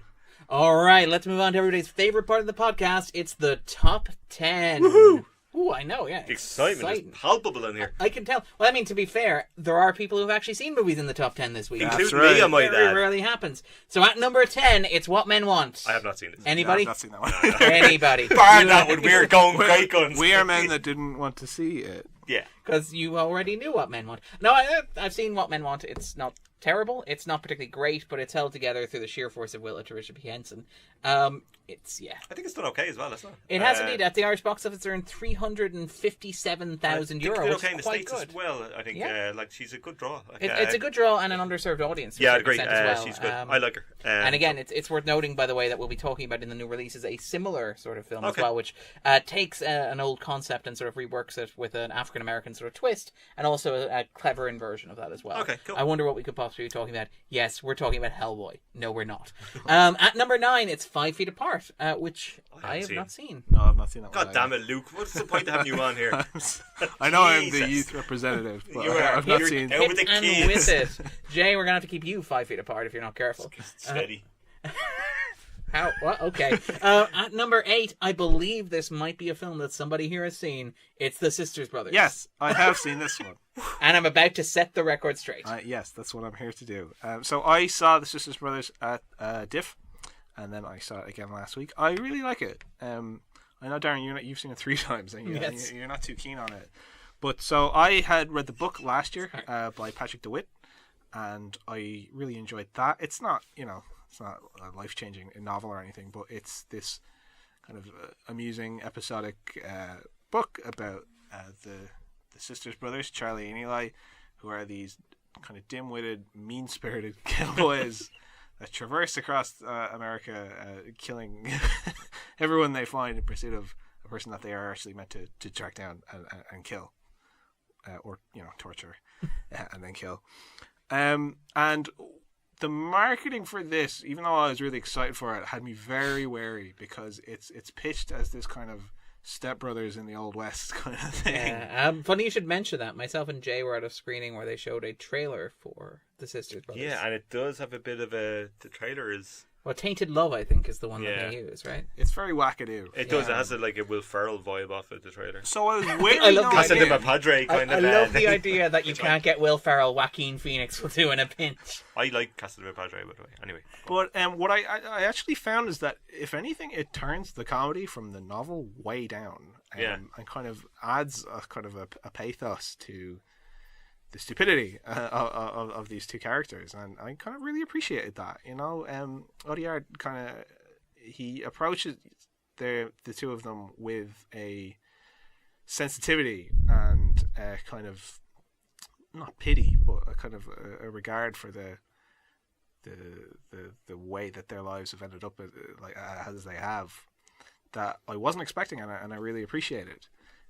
You know, John C. Reilly and Joaquin Phoenix, they're really kind of the Pagliaccis of American cinema, and they work really well here, particularly Reilly. You know, the Reilly's a fine actor, isn't he? Though? He's brilliant, and and again, considering how this is marketed and the impressions that you might get of his performance going in, is really not a comedic performance from him at all. Like, he's very good as Oliver Hardy's all this year. He's There was a really good Vulture article which basically said, like, again, this is the Pagliacci of American cinema, but the grand tragedy of John C. Reilly this year is that you have, like, Reilly obviously has always moved between comedy and drama and done both remarkably well. For quite some time. People only know him as a comedy actor now, to a certain degree. Like, I mean, my brother would adore him as a comedy actor, having never seen any of his work. Paul Thomas Anderson. That's exactly. Stuff, never, you know. Yeah. But like the tragedy of John C. Reilly this year is that, like, he gave these two great performances in The Sisters Brothers, and even I, who, you know, I don't hate the film. I'm just not madly, you know, in love with the film. I thought he gave a great performance here. In Stan and Ollie, he was fantastic as well. But the performance this year that he will probably be remembered for is the one that won the Razzie, which was Watson in Holmes and Watson. Holmes and Watson's not even his fault, you know. Oh no, yeah. But yeah, I know you were saying, Darren, that you find it quite episodic, particularly after it reaches a natural kind of ending point, and that's true. Again, the novel kind of is even more episodic. There are kind of diversions in that this kind of cuts out. But you were saying that it didn't really kind of coalesce in the end. But I found that for me it did, because I mean, westerns are kind of inevitably always kind of, they're always really about America, as hacky a comment as that is. And what you have with Charlie and Eli as these, you know, archetypical cowboy types is they are Americans. And what do Americans do? Well, they kill everything in their path in the pursuit of money, and they get nothing spiritually out of it. You know, they're left quite hollow. There's kind of a... This feels like it might come back in another movie later in the top 10. But anyway, But there's kind of a launching point murder in their lives that kind of screws them both up in irreparable ways. And the way that they've moved forward from that is, you know, John C. Reilly's kind of very much just one more kill and then I'll be done. But I feel bad about it, but it has to be done. And Joaquin Phoenix is the more kind of, well, killing's pretty great. Raging id, you know. I'm completely fine. I'm just drinking all the time and killing, but I'm not broken. Kind of, it's the Democrats and the Republicans in cowboy hats. But you know, as I say, the kind of episodic nature of it worked for me because it kind of communicated to me that these kind of people will cause this same mayhem no matter what circumstances you put them into. In adapting this, they've changed certain elements of it in that, you know, there's the addition of a trans character. Well, she's not actually a character; she's just a trans. The actress is trans, but you know, and they kind of tone up the kind of homoerotic element of the relationship between Jake Gyllenhaal and Riz Ahmed's characters. Not homoerotic, but you know, there's a coding to that's toned up, and it kind of implies that Americans like these, if they don't kind of reassess, you know, their internal values, so to speak, or damage, or whatever you want to call it, then it's just going to, you know, leave a path of destruction in its wake that's lamentable. And it's that kind of lamentable, understated, kind of quiet nature of this that I really liked. Seeing it twice, like there were definitely scenes in this that I thought weren't supposed to be played for comedy that people were responding to because of how it was marketed. Again, Mayfield, what's the actress's name? Rebecca Root, sorry. Yeah. The spoiler alert: she doesn't make it out of the film so hot, and people were kind of laughing at that, and it's really quite a tragic thing in how it's displayed. Is it like anything to do with the fact that Riley is seen as a kind of Comedic. comic actor to some degree, that the comedy of it is unintentioned? But the thing as well is that the sisters brothers are stupid. Yeah. And I think particularly on screen we're kind of trained to think that stupid characters are automatically meant to be funny. Yeah. But it's their ignorance is holding them back from finding their own happiness again. I quite liked it. All right. At number 7, it's Missing Link, which was probably the best new movie released last week, at least according to me, which is great. It's opening in the States this week, I believe. I hope it does relatively well. It's a Leica film, so it probably will not, unfortunately. Yeah. But it's a joy. I really, really enjoyed it from beginning to end. It's a great map movie. It's got that sort of, I think Joe Griffin compared it to Abbott and Costello, but it's got that sort of Raiders of the Lost Ark sort of stuff. I'd quite like to see it. Yeah. Scenes of characters drawing routes on maps that become pictures of planes. Well, not planes, but boats and trains and such. Yeah. And it's good fun. It's good, wholesome fun. And beautifully, beautifully, beautifully animated, as you might expect from a Leica film. The production is absolutely astounding on it. At number 6, and I believe that both of you may have seen this film, Captain Marvel. Yeah, I've seen it. Yeah, I've seen it. All right, who wants to go first? What do you think? Yeah. I don't think we know the cinema. I Hip can and shoot. with it, down with the kids. I quite like this, with some fairly heavy caveats. Again, going back to Unicorn Store, I absolutely adore Brie Larson, and she is fantastic in this, and I really like her in it. The film's problems, and there are some, are not hers. Structurally, the first kind of half hour, the first kind of sequence takes a long time to get going. It's a bad way to start a film. Not only is the sequence not particularly good, it's in the wrong part of the film. It's an hour long. It's an hour in type sequence where you know what the stakes are and you know what the characters are and you know whatever. Like, you're plunged into this thing with no real sense of anything, and that can work for you sometimes, depending on the film. I don't think it works here. If the film was willing to, again, this is the thing where the film, to conceal a certain plot development that is thunderingly obvious to anybody who has ever seen a movie before, it has to play its cards close to its chest. And that means that you can't get... So you have to get all this stuff and you can't get context. But not only can you not get context for it, you can't get characters asking for context for it. You just get it. And you get this whole bunch of exposition there. You get these 3 major characters who are obviously Vers, as she's known. The character, is it Yonrog, played by Jude Law. And the character of Talos, who's played by Ben Mendelsohn. Yeah.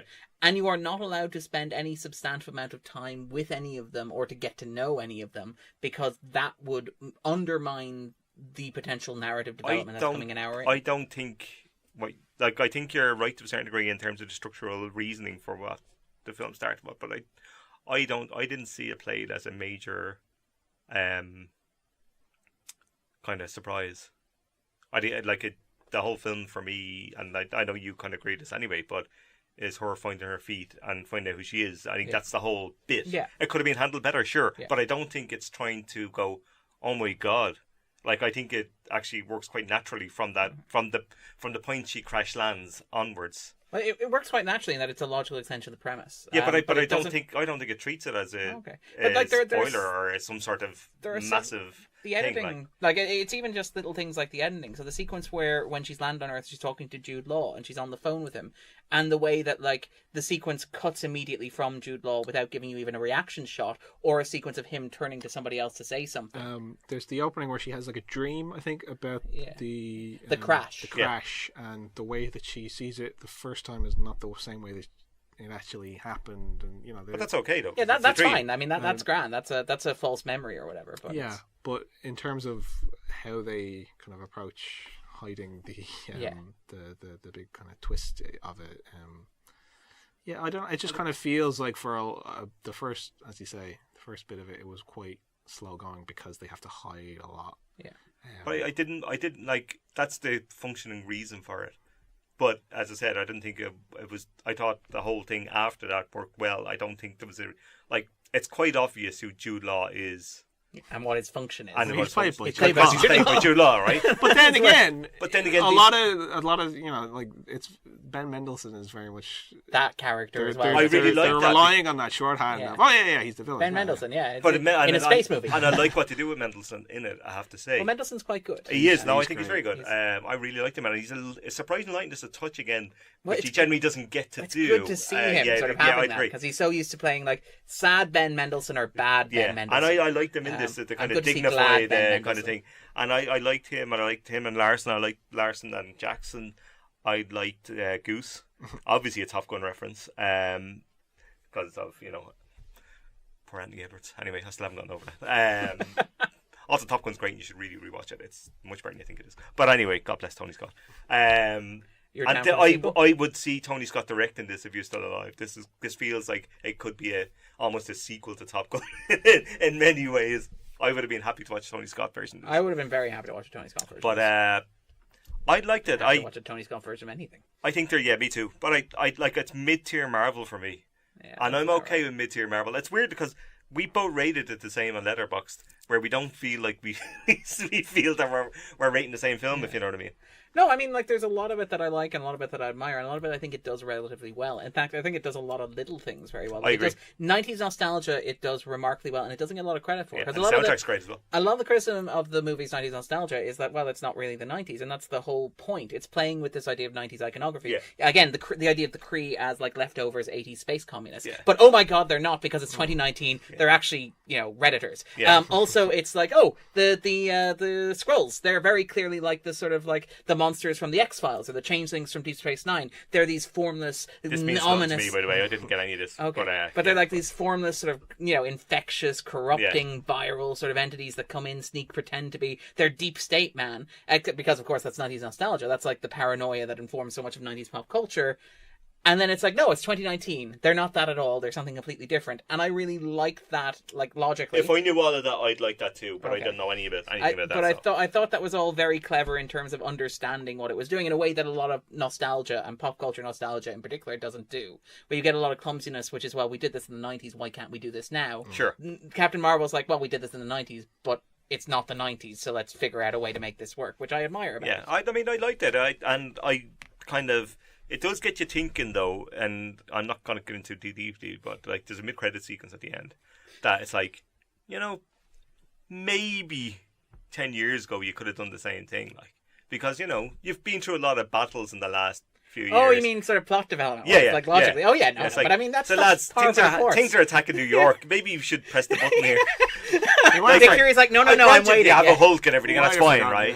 I know he might have forgotten about it. I'm gonna allow it. There's But that moment I in, tend like, to think the- like that a little bit. But I'm waiting for like an inserted sort of like George Lucas style cut of the Avengers, where there's just a shot in the middle of the Battle of New York of Nick Fury patting down his pants, looking for the pager. But I like that. It's good, and Larson That's gets why- it over a lot of it. I have to say for me. That's why it takes so long to show up in Age of Ultron. Yeah, it's because He he's couldn't trying to find find it, and then he had to Fucking give thing. up. Where did I put it? It is kind of a mid-tier Marvel. It's definitely an upper tier. Great actors wasted in Yeah. small Marvel parts from Annette Bening. Oh yeah. Because she's Annette doing, Bening, who barely came out of the FX studio, as far as I can see. but she's really good in like She I is. don't know the 2 minutes. Yeah, of she is. nothing. She is. It's like taking the title from Glenn Close. It's like, yeah. Well, actually, it's funny you bring up Glenn Close because I was thinking in terms of how they weave this into the wider universe and all that. One of the negatives for me was the Lee Pace.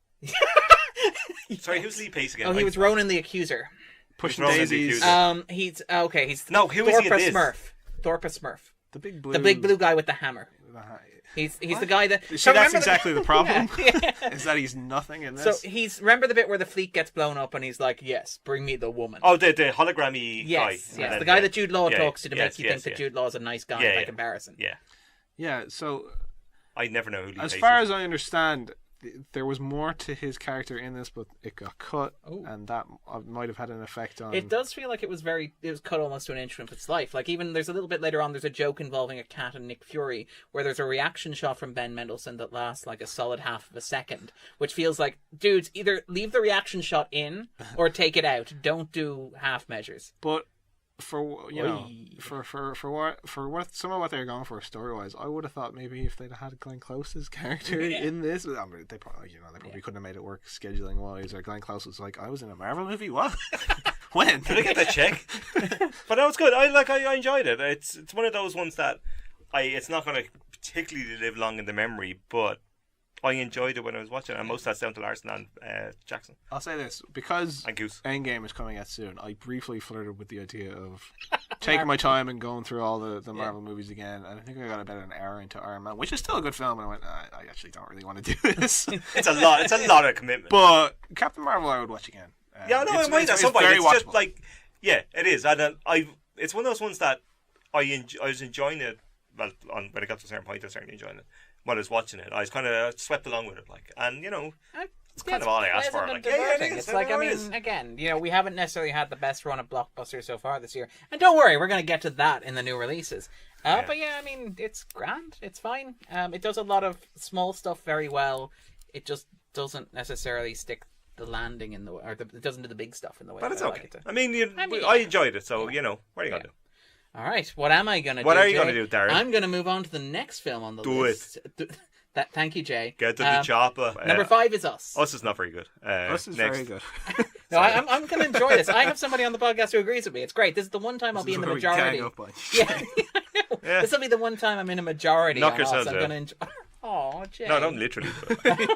Jay's gone right to his phone. He's just completely switched. It's like, come on. I've had the kids in the kindergarten teacher. Whatever. Yeah, I quite like Us. I accept that it's muddled. Sorry. I'll shut up. But I think, that's inevitable to a certain degree. If you're coming off of, if you spent years refining all your big ideas into one film, and particularly with how Get Out was received, I think even unconsciously, it's inevitable that you would find it more difficult to do that the second time around, and on a much tighter schedule. Yeah. Particularly, like with the reaction people had to Get Out, I think you can see with Us trying to be a bit more oblique or to do different things with its themes. Not even with its themes, in terms of its direction as well. It's much more a conventional horror movie in terms of like even structure, but the way that the film's laid out, the way the shots are composed. Yeah. It's much more of like, it feels almost like Peele is reacting against, as you point out, the reaction to Get Out. But not even deliberately, I don't think. Okay. Not necessarily. But I just think if you've had that kind of, if you're lauded in that way coming out of Get Out, I think subconsciously you're inevitably going to be like, okay, well, what do I do now? What did I want to do with Get Out that I thought I shouldn't do, and now based on that, what kind of hackneyed script do I have in the bottom of the drawer that I can dust off? Well, that nobody would have made if I didn't have Get Out. I know at the ending to Get Out, Jordan Peele wanted to do a certain thing, and then decided against it. This is with the cop, is it? Yeah. And you can kind of see in spirit through Us, he's like, okay, well, this is going to be a little bit nastier of a film. This isn't going to be as much of a crowd pleaser. And particularly because Get Out was received culturally as such a big kind of crowd pleaser, I think maybe you could see Jordan Peele again being like, well, I didn't really want to please audiences, Jay says yes, obviously. Well, he didn't please me, so job done, I guess. But, I sitting next to Jay watching Us was an experience. I found it was very well composed. I thought Lupita Nyong'o is so good in it. She's very good. Both performances, that I think that on its own is enough to kind of elevate the film almost. Not necessarily elevate, but to it's. I think it's worth watching. Just for her. She's very good. I've no idea. And there's kind of a. I think people have this stuffiness, they have, like, Peele has to be elevated to this certain level instantly and regardless of the quality of whatever the things actually are, it's kind of... He elevates himself, though, but he attempts a certain thing, and if it works, it works. If it doesn't, it doesn't, like any filmmaker. He tries, there's an argument to say that with Us, he tried to make just a horror film. right? As opposed to a horror film or a message type thing. It's much less sort of focused. But he can't leave it alone. Like, he tries to get the prestige message in with a horror film as well. Well, I've seen him kind of doing the interview circuit, being like, "This is what Us was about," and I kind of feel with that, it's like you can just really leave it for audiences to kind of figure out for themselves. I would kind of prefer that. Well, I mean, Jay, one of Jay's hobbies over the past couple of weeks has been retweeting a coverage in the Hollywood Reporter, which 25 articles they did about Us in the space of a week. I'll be doing it again for Infinity War, so hold on to your hats. Which is not Us's fault. I mean, it's not Peele's fault, but it is unnecessary. I feel it is Peele's fault, though. He made the film. It's like, if he's not responsible, who is responsible?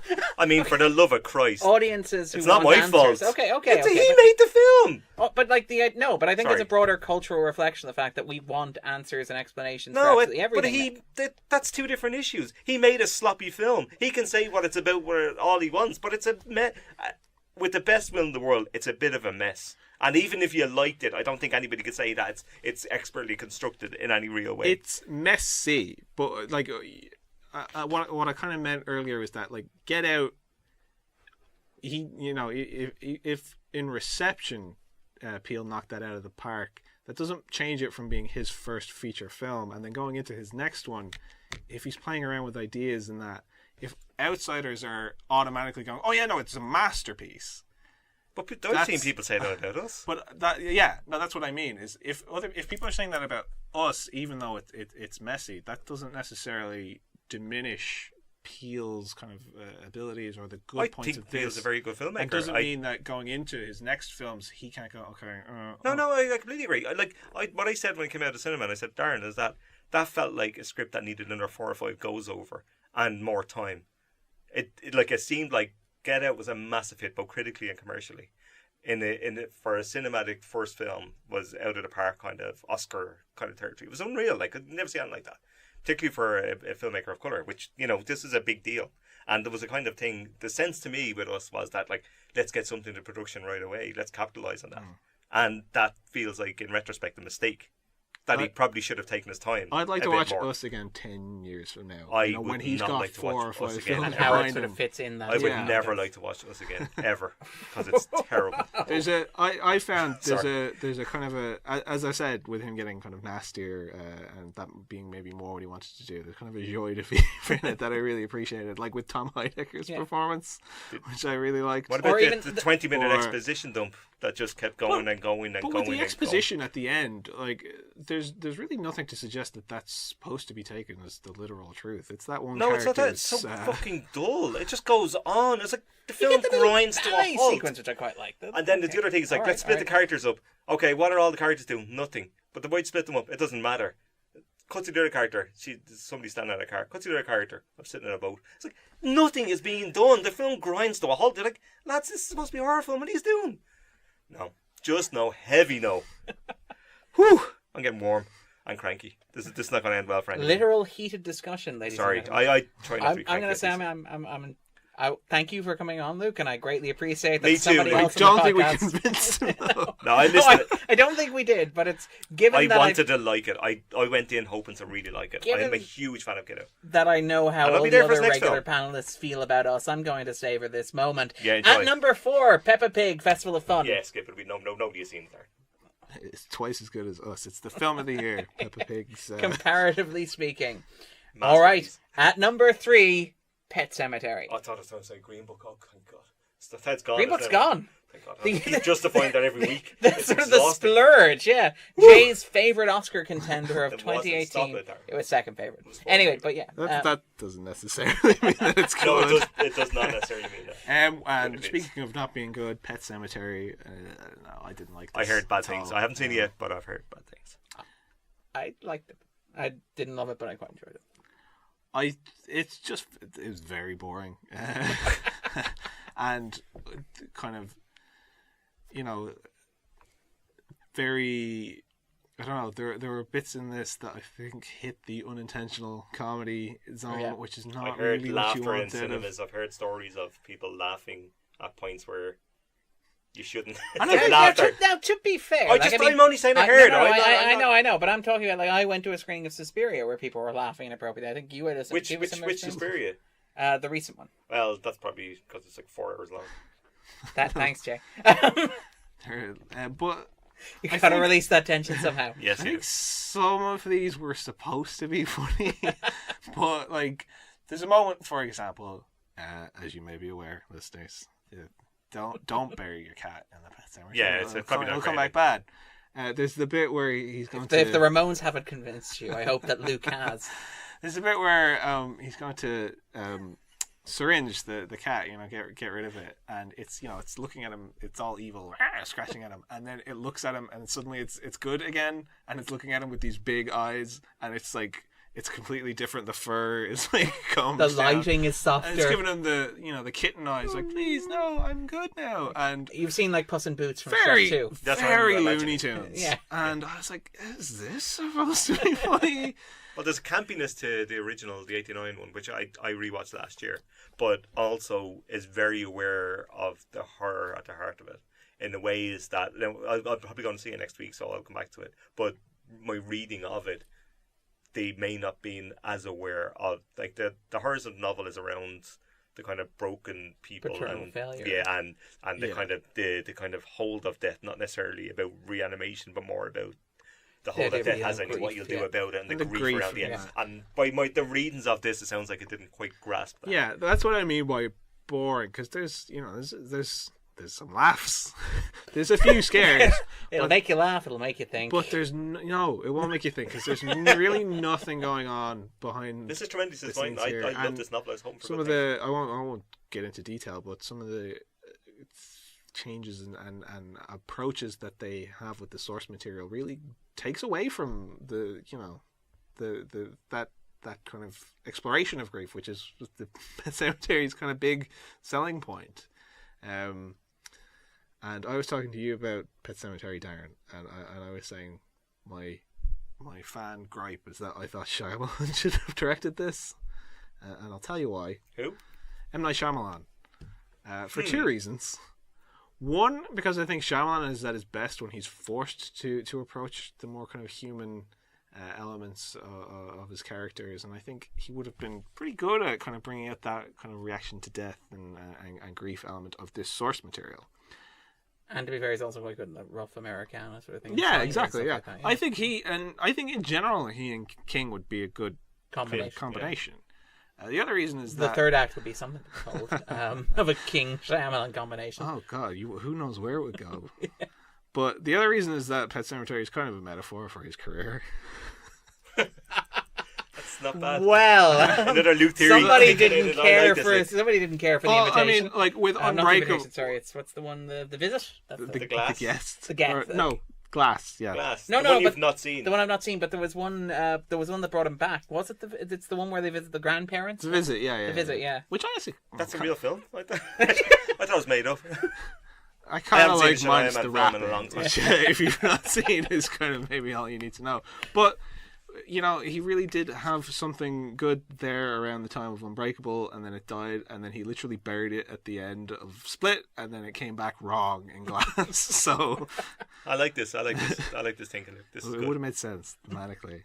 At number 2, it's Shazam. I haven't seen this. I've seen it. I've also seen it. It's pretty good. It's pretty good for the first 2/3, and then it's kind of at the end. It kind of comes a bit off. The ending the is rails. exhausting. It's like 40 minutes long. It's again, it's that superhero movie thing, but on steroids, and it's weird because the first 2/3 set up this idea that's great of like maybe superheroes should belong to kids and maybe not grown men who like study them in labs and have decoded their iconography. Darren says, as a man approaching middle age who has studied superheroes in labs and decoded their iconography. But I mean, the film basically gets at, hey, maybe they should belong to like kids who can have fun and play with them. And then it's clever and it's witty, and like you get like. I don't think there's been anything quite as satisfying in a DC movie. And I say this as somebody who has a great deal of affection for Snyder's films, despite their many, many, many, many problems. But there's nothing quite as satisfying as a sequence that begins as the Man of Steel urban destruction and ends with 2 grown men throwing stuffed animals at each other in a toy store. Like that level of sort of fun and purity to it. But then at the end, it becomes that conventional superhero movie in a way that modern superhero movies are. All has to be like this expansion of mythos, this introduction of toyetic characters, this sort of like, well, hey, we now have this sort of like, focus group tested way of doing this thing that not only does that, but also satisfies the continuity hungry desires of those middle-aged men who may have been a little alienated by like Mark Strong. And it's really disconcerting. It sours the movie just a little bit for me, which is a shame because I really like the first 2/3. It's just too long for me. Okay. I mean, it already takes 40 minutes, I think, before Shazam's his way into. And that's after a half an hour of ads and trailers. Yeah, which is kind of okay because it's pairing off Billy Batson with this Freddy, isn't it? Freddy is the other kid. The other kid, yeah. The It kid. Yeah. But it's like he's meeting this new family and kind of ingraining himself with them and all that. But it's just to have 40 minutes before the superhero and then to have 30 minutes at the end, it just kind of, I was a bit tired. Which is a shame because there's a it lot does of some stuff actually it's it's got a few laughs. It does some surprisingly strong emotional work with this that I wasn't expecting. And it has that sort of like weird 90s style, like we're not entirely sure how to make a superhero movie, so let's just try and make a movie and hope that works out aspect to it. Where there's like things like the superpower montage, which again, is something that you'd associate with the Raimi Spider-Man movies or even into the Spider-Verse this year, but which has kind of been pushed out of the conventional superhero narrative because of the need for exposition and the idea that you take these things for granted, which has a sense of wonder and adventure to it that's missing. Yeah. And you have even little things like the thwarting of a mugging in a park.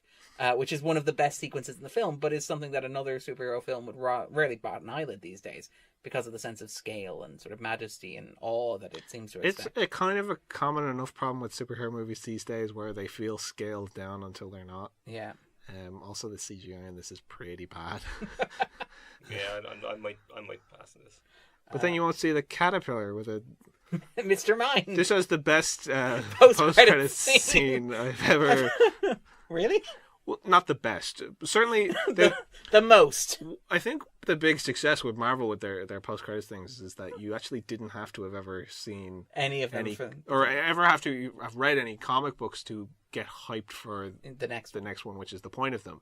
If you've not read any Captain Shazam, Marvel comics, which is a comic that goes back to fucking 1943, right? Yeah, like you're gonna be so lost with this one. I kind of admire that post-credits scene, to be fair. Which distinguished British character actor is playing the... Anyway, we're not going to... Will we go there? We won't go there. Okay, let's not go there. All right. At number one, still at number one, having earned €1.1 million at the Irish box office to date, it's Walt Disney Pictures' Dumbo. I haven't seen this, remarkably, and I'm not going to. Damn it, we were so close. Luke? I've not seen this, but man, Luke. I don't know why. I do know why, but I wish it You didn't don't believe exist. an elephant can fly. I don't believe Tim Burton can direct anymore. Why does Dumbo look like that? It's so frightening. Oh, don't worry. You've got a inverted commas live action close inverted commas version of The Lion King coming. That looks Speaking of dreadful horrendous, as well. yeah, that looks absolutely abysmal. That looks, I will not be seeing it's that either. depressing, that Lion King thing, Yeah, to be quite honest. It's actually just grey and miserable. I hate it. All right. Sorry. Let's move on to the upcoming releases. Yeah, where let's I'm get sure more we- positive. Oh, wait. may want to manage Steady expectations on there, here. Luke. Wonder Park is opening this week. The no director film. Yes. The famous film no with director film. Yeah, for various Yeah, sexual harassment reasons. Yes. Yeah. So I will not be seeing Wonder Park. Yeah. Are women directors? You won't have sexual deviance, lads. That's all I'm going to say about that. The depressing thing about Wonder Park, as well as that, is the reason that they were so determined to push through with it at all costs. I think it's just, it only exists to set up a TV series. Oh, really? As far as I know, which May not is happen. kind of, Really cynical. it's they certainly didn't push ahead of it for the art of it, Yeah. Yeah, I think. Or because it was I think something that's that quite anybody clear. cared about. Yeah. To be fair, this is Paramount Pictures where family films tend to happen for the most absurd reasons. Monster Truck being a pitch of an executive's 8-year-old son, for example. They really need new studio Paramount executives. is an interesting studio. Of all the major studios, Paramount seems like the one that will publish the best tell-all books. Also opening this week, Hellboy. This, speaking of chronic reviews. This sounds dreadful. And I'm not even a Hellboy fan. I emailed the studio representative earlier in the month asking about the possibility of a press screening or preview of Hellboy. The response that I got was, thank you. Leave us alone. We're crying. There ain't no Hellboy here, and there never was. Yeah, Hellboy. So reviews started dropping late last night. It was released at midnight tonight, or last, as in like, yeah. So basically, nobody went to see this at midnight. You would be surprised. He fucking didn't. I did not know. No, people didn't. Okay. Did he? I don't know. I imagine somebody did. Hellboy's This isn't a Marvel film. Who gives a shit about this? Sure, even the Hellboy films, cult film or otherwise, didn't make any money, did he? Yeah. Else we didn't get a. But I mean, all 5 people who went to see Hellboy 1 and Hellboy 2: The Golden Army would probably be queuing up to see this. No, they wouldn't. Nobody wouldn't. No, they wouldn't at all. But yeah, Hellboy famously, yeah. So this is. Yeah, apparently the reviews are it's an absolute shit show. Yeah, the thing is, around the same time as the terrible reviews dropped, also the finger pointing blame behind the scenes articles started going around. Fantastic! I can imagine there's arguments on the sets with 2 of the 13 producers with Marshall. 2 of the 13 producers were having conflicts with Neil Marshall, apparently. Stuff with David Harbour walking off the set. Yeah, I'd heard that before anyway about Harbour having issues. Harbour and McShane writing scenes on the fly. I mean, that works so well. I want to watch a documentary about this, like. Yeah. To Hellboy and back. I'd watch that documentary. This is one of those things where you can definitely see studios try to weaponize certain moral arguments or behind the scenes things for their own ends. Not moral, but I remember when they announced this and Del Toro and Perlman were unhappy. They were kind of saying, well, we're going to do this is going to be more faithful to Mike Mignola's work. And at the time I was like, I understand people feeling sympathy for Del Toro, but Hellboy isn't Del Toro's thing. It's Mignola's. So I was kind of on board, and then I saw the first trailer for it, and I was like, this looks nothing like a Mike Mignola work. Yeah. This looks dreadful. This looks like a Netflix low-budget television series that they dumped and didn't tell anyone about.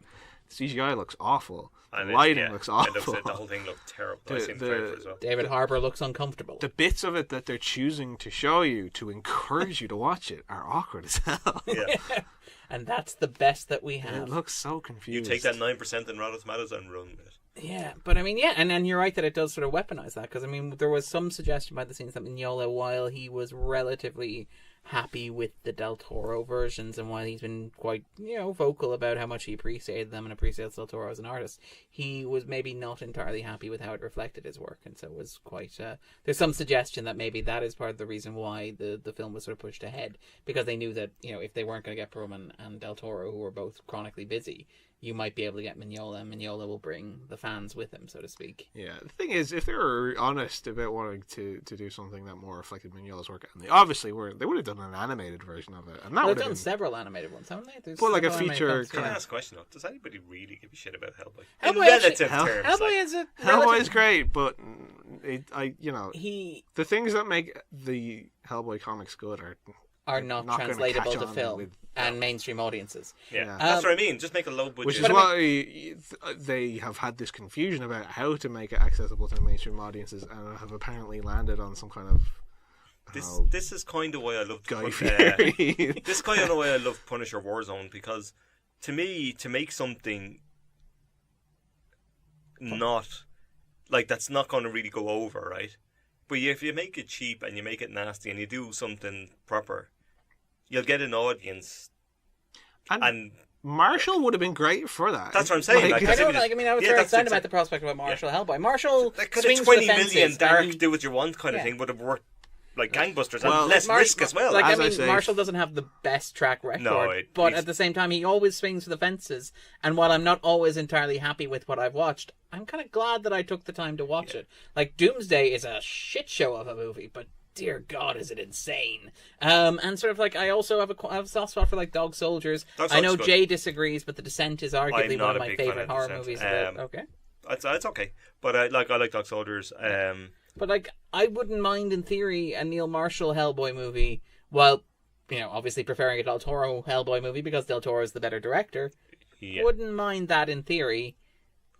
But Del Toro was going to make his film. Yeah. Neil Marshall isn't going to make his Which is film. fine, That's yeah. the problem.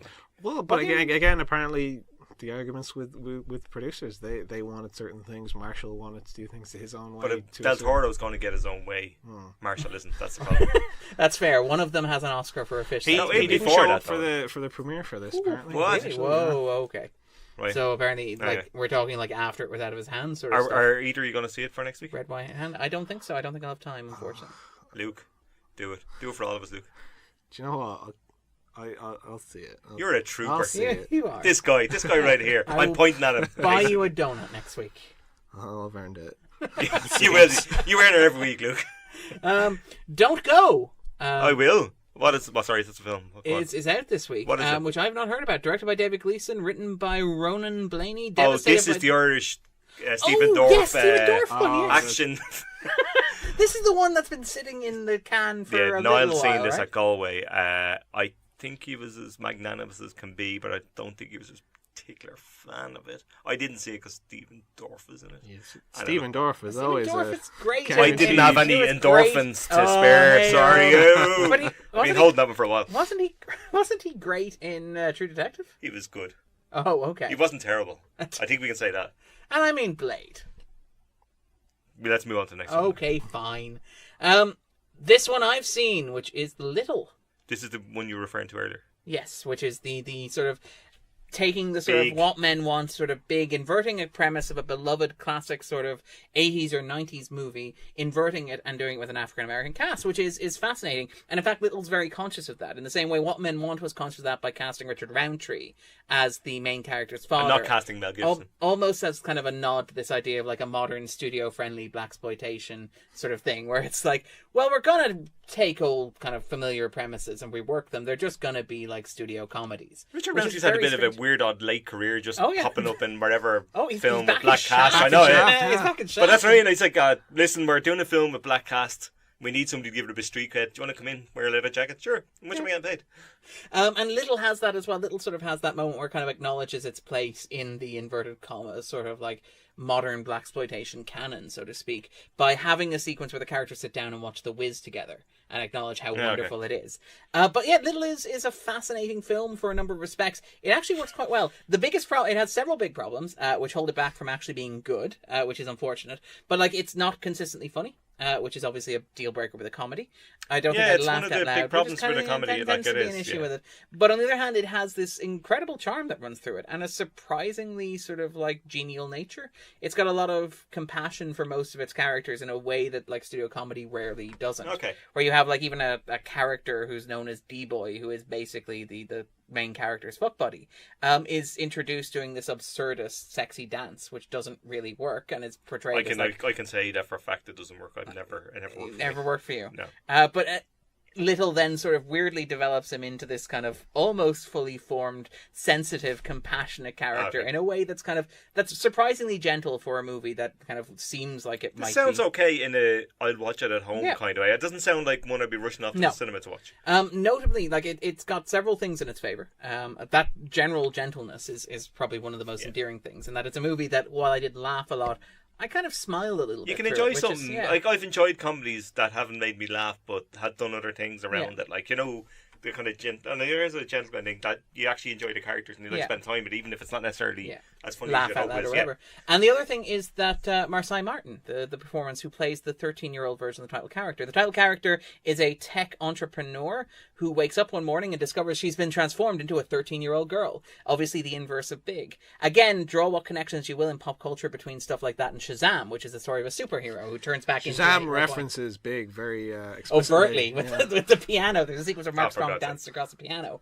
But even things like, for example, The Unicorn Store, I would argue, is a similar comparison as well, where it's a story about a woman who is chasing that sort of childhood imagination that sort of got away from her in a very literal sense by constructing a unicorn paddock outside her back door.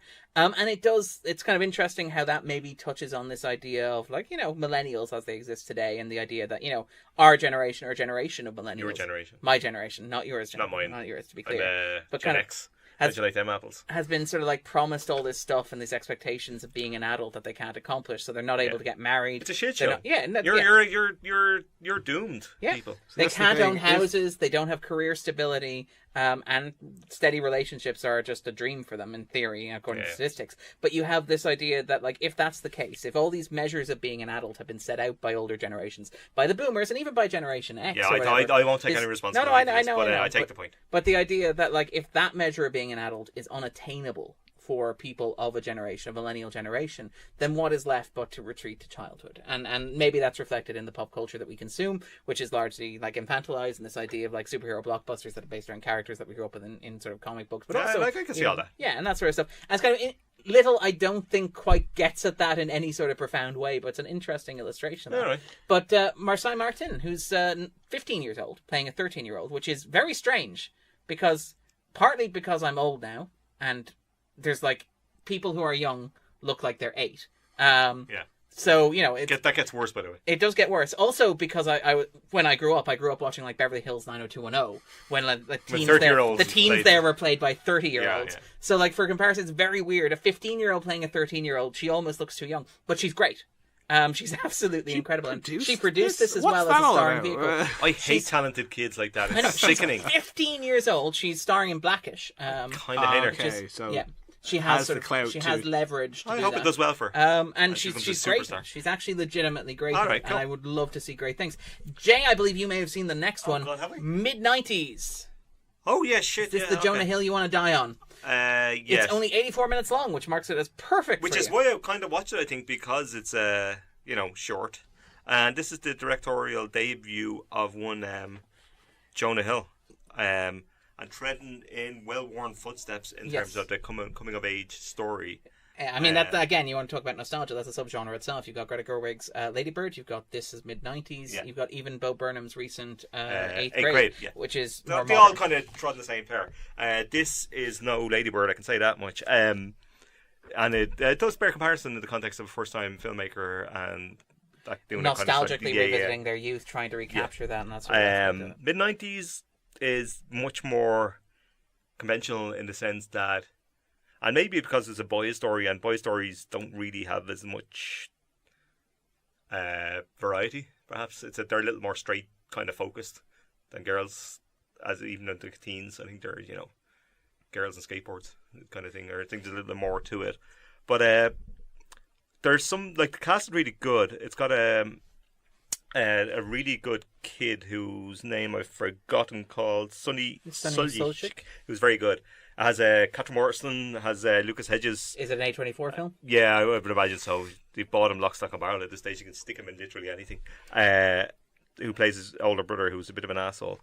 And it kind of sets out the story of a kind of troubled kid in the family is a bit dysfunctional, and he kind of falls in with this kind of an older mixed race gang, slightly older. And the kind of conversations around one being black, and characters ask them, what's it like being black, and various different things, stupid questions and stuff. And the kind of conversations on it kind of quite well done. It feels like it's kind of workshopped a bit, and you're kind of hanging out with them, and that works okay. So they're kind of a promising enough start, but it kind of quickly goes downhill a little bit because it really, really lays on the drama, drama in capital letters. It really wants you to feel, and to, the themes we're hammering out, you really have to feel this. But it's explicitly like that, and it's on the surface as opposed to buried in the film. This looked to me like self-serious Malcolm in the Middle. Yeah, that's not awful. Malcolm in the Middle's much better than this. Like there's that kind of effort it makes from really, the studio that brought you Keanu as a prestige picture. It robs that kind of effort, and that obvious effort robs scenes of a certain type of emotion and drama that otherwise, had they naturalistically played out, would have worked quite well. And they really hammer it home. And Hill, I think, didn't know that. And I think is like, there's promised some really nice shots in it. One particularly of a kind of kid skateboarding on the road. And it kind of occurs a couple of times in the film, which I really liked. And, says things about kind of the story in that regard. But unfortunately, it's kind of painfully generic for the most part. Like, there's good performance, and you won't hate it. It's not long. It's, you'll get out of it. But, I had to look it up to kind of remind myself about it. I think I was saying a couple of months back. And, it like, as a debut, he'll make one to better, but this is not great. See, the great thing about Lady Bird is that, Greta Gerwig, she treats the emotions of the characters in that seriously. Yes. And their experiences seriously. But there is, in that kind of nostalgia of growing up, there is the kind of these feelings have been let go element into it. It's like it's looking back on those kind of experiences and growth around that. Yeah, there's in nostalgia you can look back at something fondly as opposed to what this sounds like to me is a very. In fairness to Hill, Gerwig has written films of. as well. Like, it's a directorial debut. She has written and co-written films before, so I think she's a little more seasoned maybe than Hill is in terms of writing. Did Hill write that thing with Franco, the serial killer thingy? Oh, the true crime or something? I don't know if he wrote that, but he's done some writing work on like Saturday Night Live, for example. I was trying to help you there. Screw him. This will endear Jay to... He's no way. It's okay. It's passable. He's... I wouldn't be... Like, it's not something you can go out your way to see. It's okay. It's been done many, many times before, and there's nothing really new here. All right, then. Hill's a kind of an interesting enough guy to me that I think that, as you say, he might do something better. I don't... Do you know the way you kind of feel from a director that he doesn't necessarily want to be a director? Like that he wanted to tell a particular story and maybe he's not going to... This was his project. This is not going to be like a steady career. I don't know if he Jonah has Hill's going to be one of those directors who makes one film and disappears into obscurity. Yeah, but it's 62% of film directors, I believe, is the statistic. Well, he's a white guy though. If he wants to keep making them, he'll be okay. But if this is his passion project, he probably should leave it alone. Could be worse. Could be that Ryan Gosling Lost River. Lost River, yeah. Anyway. All right, then. And finally, the last new release of the week is Wild Rose, which was the closing film of the Dublin International Film Festival. I missed this to the film festival because I got fatigued at that stage and I gave my ticket away. But you gave it away to Alex. I did give it away to Alex. Who, regular guest on this podcast. I hope he liked it. I haven't seen him since. Well... Okay. This was a film I saw it with Alex. Sorry, punch me, is it? I saw it with Alex and I saw it with Niall. So yeah, full gamut of emotions here. Niall really liked it. Found it very endearing, very engaging, nice clear emotional arc and very strong character work. And Jessie Buckley's amazing. And I think that was She's really good anyway. She's very good of the three of us. Alex really, really did not like it. Good man, Alex. And I find myself sitting as ever squarely in the middle. Good man, Darren. Which is again atypical Darren Mooney position. Yeah. It's like, hey, there are good bits and there are bad. Darren Mooney is a sore ass sitting on the fence. Yeah. Thank you for that, Jay. That's okay. But you mix them together and you end up with something that is perfectly cromulent. No, it's fairly standard stuff. You've seen it done a million times before. It's the rag to riches story. Yeah. It has this weird kind of like almost indie but trying to be conventional quality to it that's kind of jarring and needs it to make a number of decisions. So it's a story of rags to riches. It's a woman who gets out of prison, is on parole, who dreams of being a country star and getting over to Nashville, Tennessee. And I mean, again, you've got this sort of like juxtaposition of the standard A Star Is Born narrative, this idea of like somebody who gets really lucky through chance, fate and skill ending up in a position where they're hoping to become this sort of breakout artist. And you have then this gritty sort of almost kitchen sink drama. Her mother's played by Julie Walters, for example. And the two elements they don't, for me at least, didn't always play very well together. It didn't necessarily play as well as they might and lead to some interesting juxtapositions. In particular, there's this weird thing where the character... And again, this is just a personal pet peeve in these sort of like rags to riches stories. But the moment where the character has, through like sheer luck and coincidence and people believing in them, managed to accomplish something that seems statistically impossible for them to have done, but which is still supposed to be very moving and affecting, and then deciding to throw it all away because they'd rather accomplish it in a more meaningful manner, which is, a solid artistic choice, but not necessarily something that is satisfying to me as a viewer when you've spent an hour watching them accomplish this thing. And it doesn't really sell, which is a shame because there's a lot in here to like. Jessie Buckley is, as ever, amazing. She was fantastic in Beast last year at the film festival, maybe the year before. And she's astounding. She's a talent to watch. And one of her own. Yeah, as well. And again, great cast as well. Walters is very, very good. And there's Sophie Ikonida. Is that how you pronounce it? If you say so. Okay, cool. I don't but she's genuinely great. She's probably the sort of standout or the underrated breakout character of the at least for me anyway. Yeah. I would argue this feels like a watch it at home kind of film to me. Yeah. Which is grand. And I mean, it's interesting how we've had Alex for the ticket many, so many of these sort of Star Is Born almost narratives. Yeah, mean, and you have everything ranging from Box Lux through to A Star Is Born. Don't get me started. Hang on, what about we don't have the time.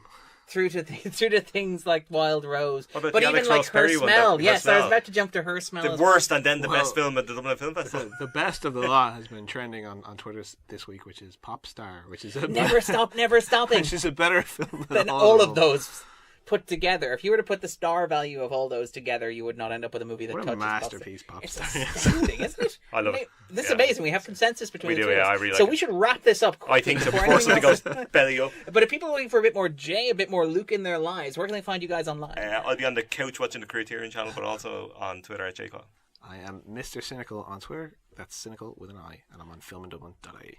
Perfect. I'm Darren Mooney, and I co-host another podcast called The 250. We release every Saturday around noon. This week, and you may have guessed from earlier in the episode, but I'm co-hosting an episode with Andrew on Nausicaa, The Valley of the Wind, Nice. for our Anime April season. We've got two wonderful guests lined up. We've got Graham Day, who's been on this podcast before. But I've we also heard got of him. Marion Cassidy, Oh, who very is good. phenomenal, Yeah. and our anime experts who sort of Excellent. walk Looking us forward through to that it. as well. And then next week we'll be covering Akira as well, as you may have also guessed. Excellent. So it's a really great lineup, and fantastic. Enjoy. All right, take it easy, guys. Bye. Bye.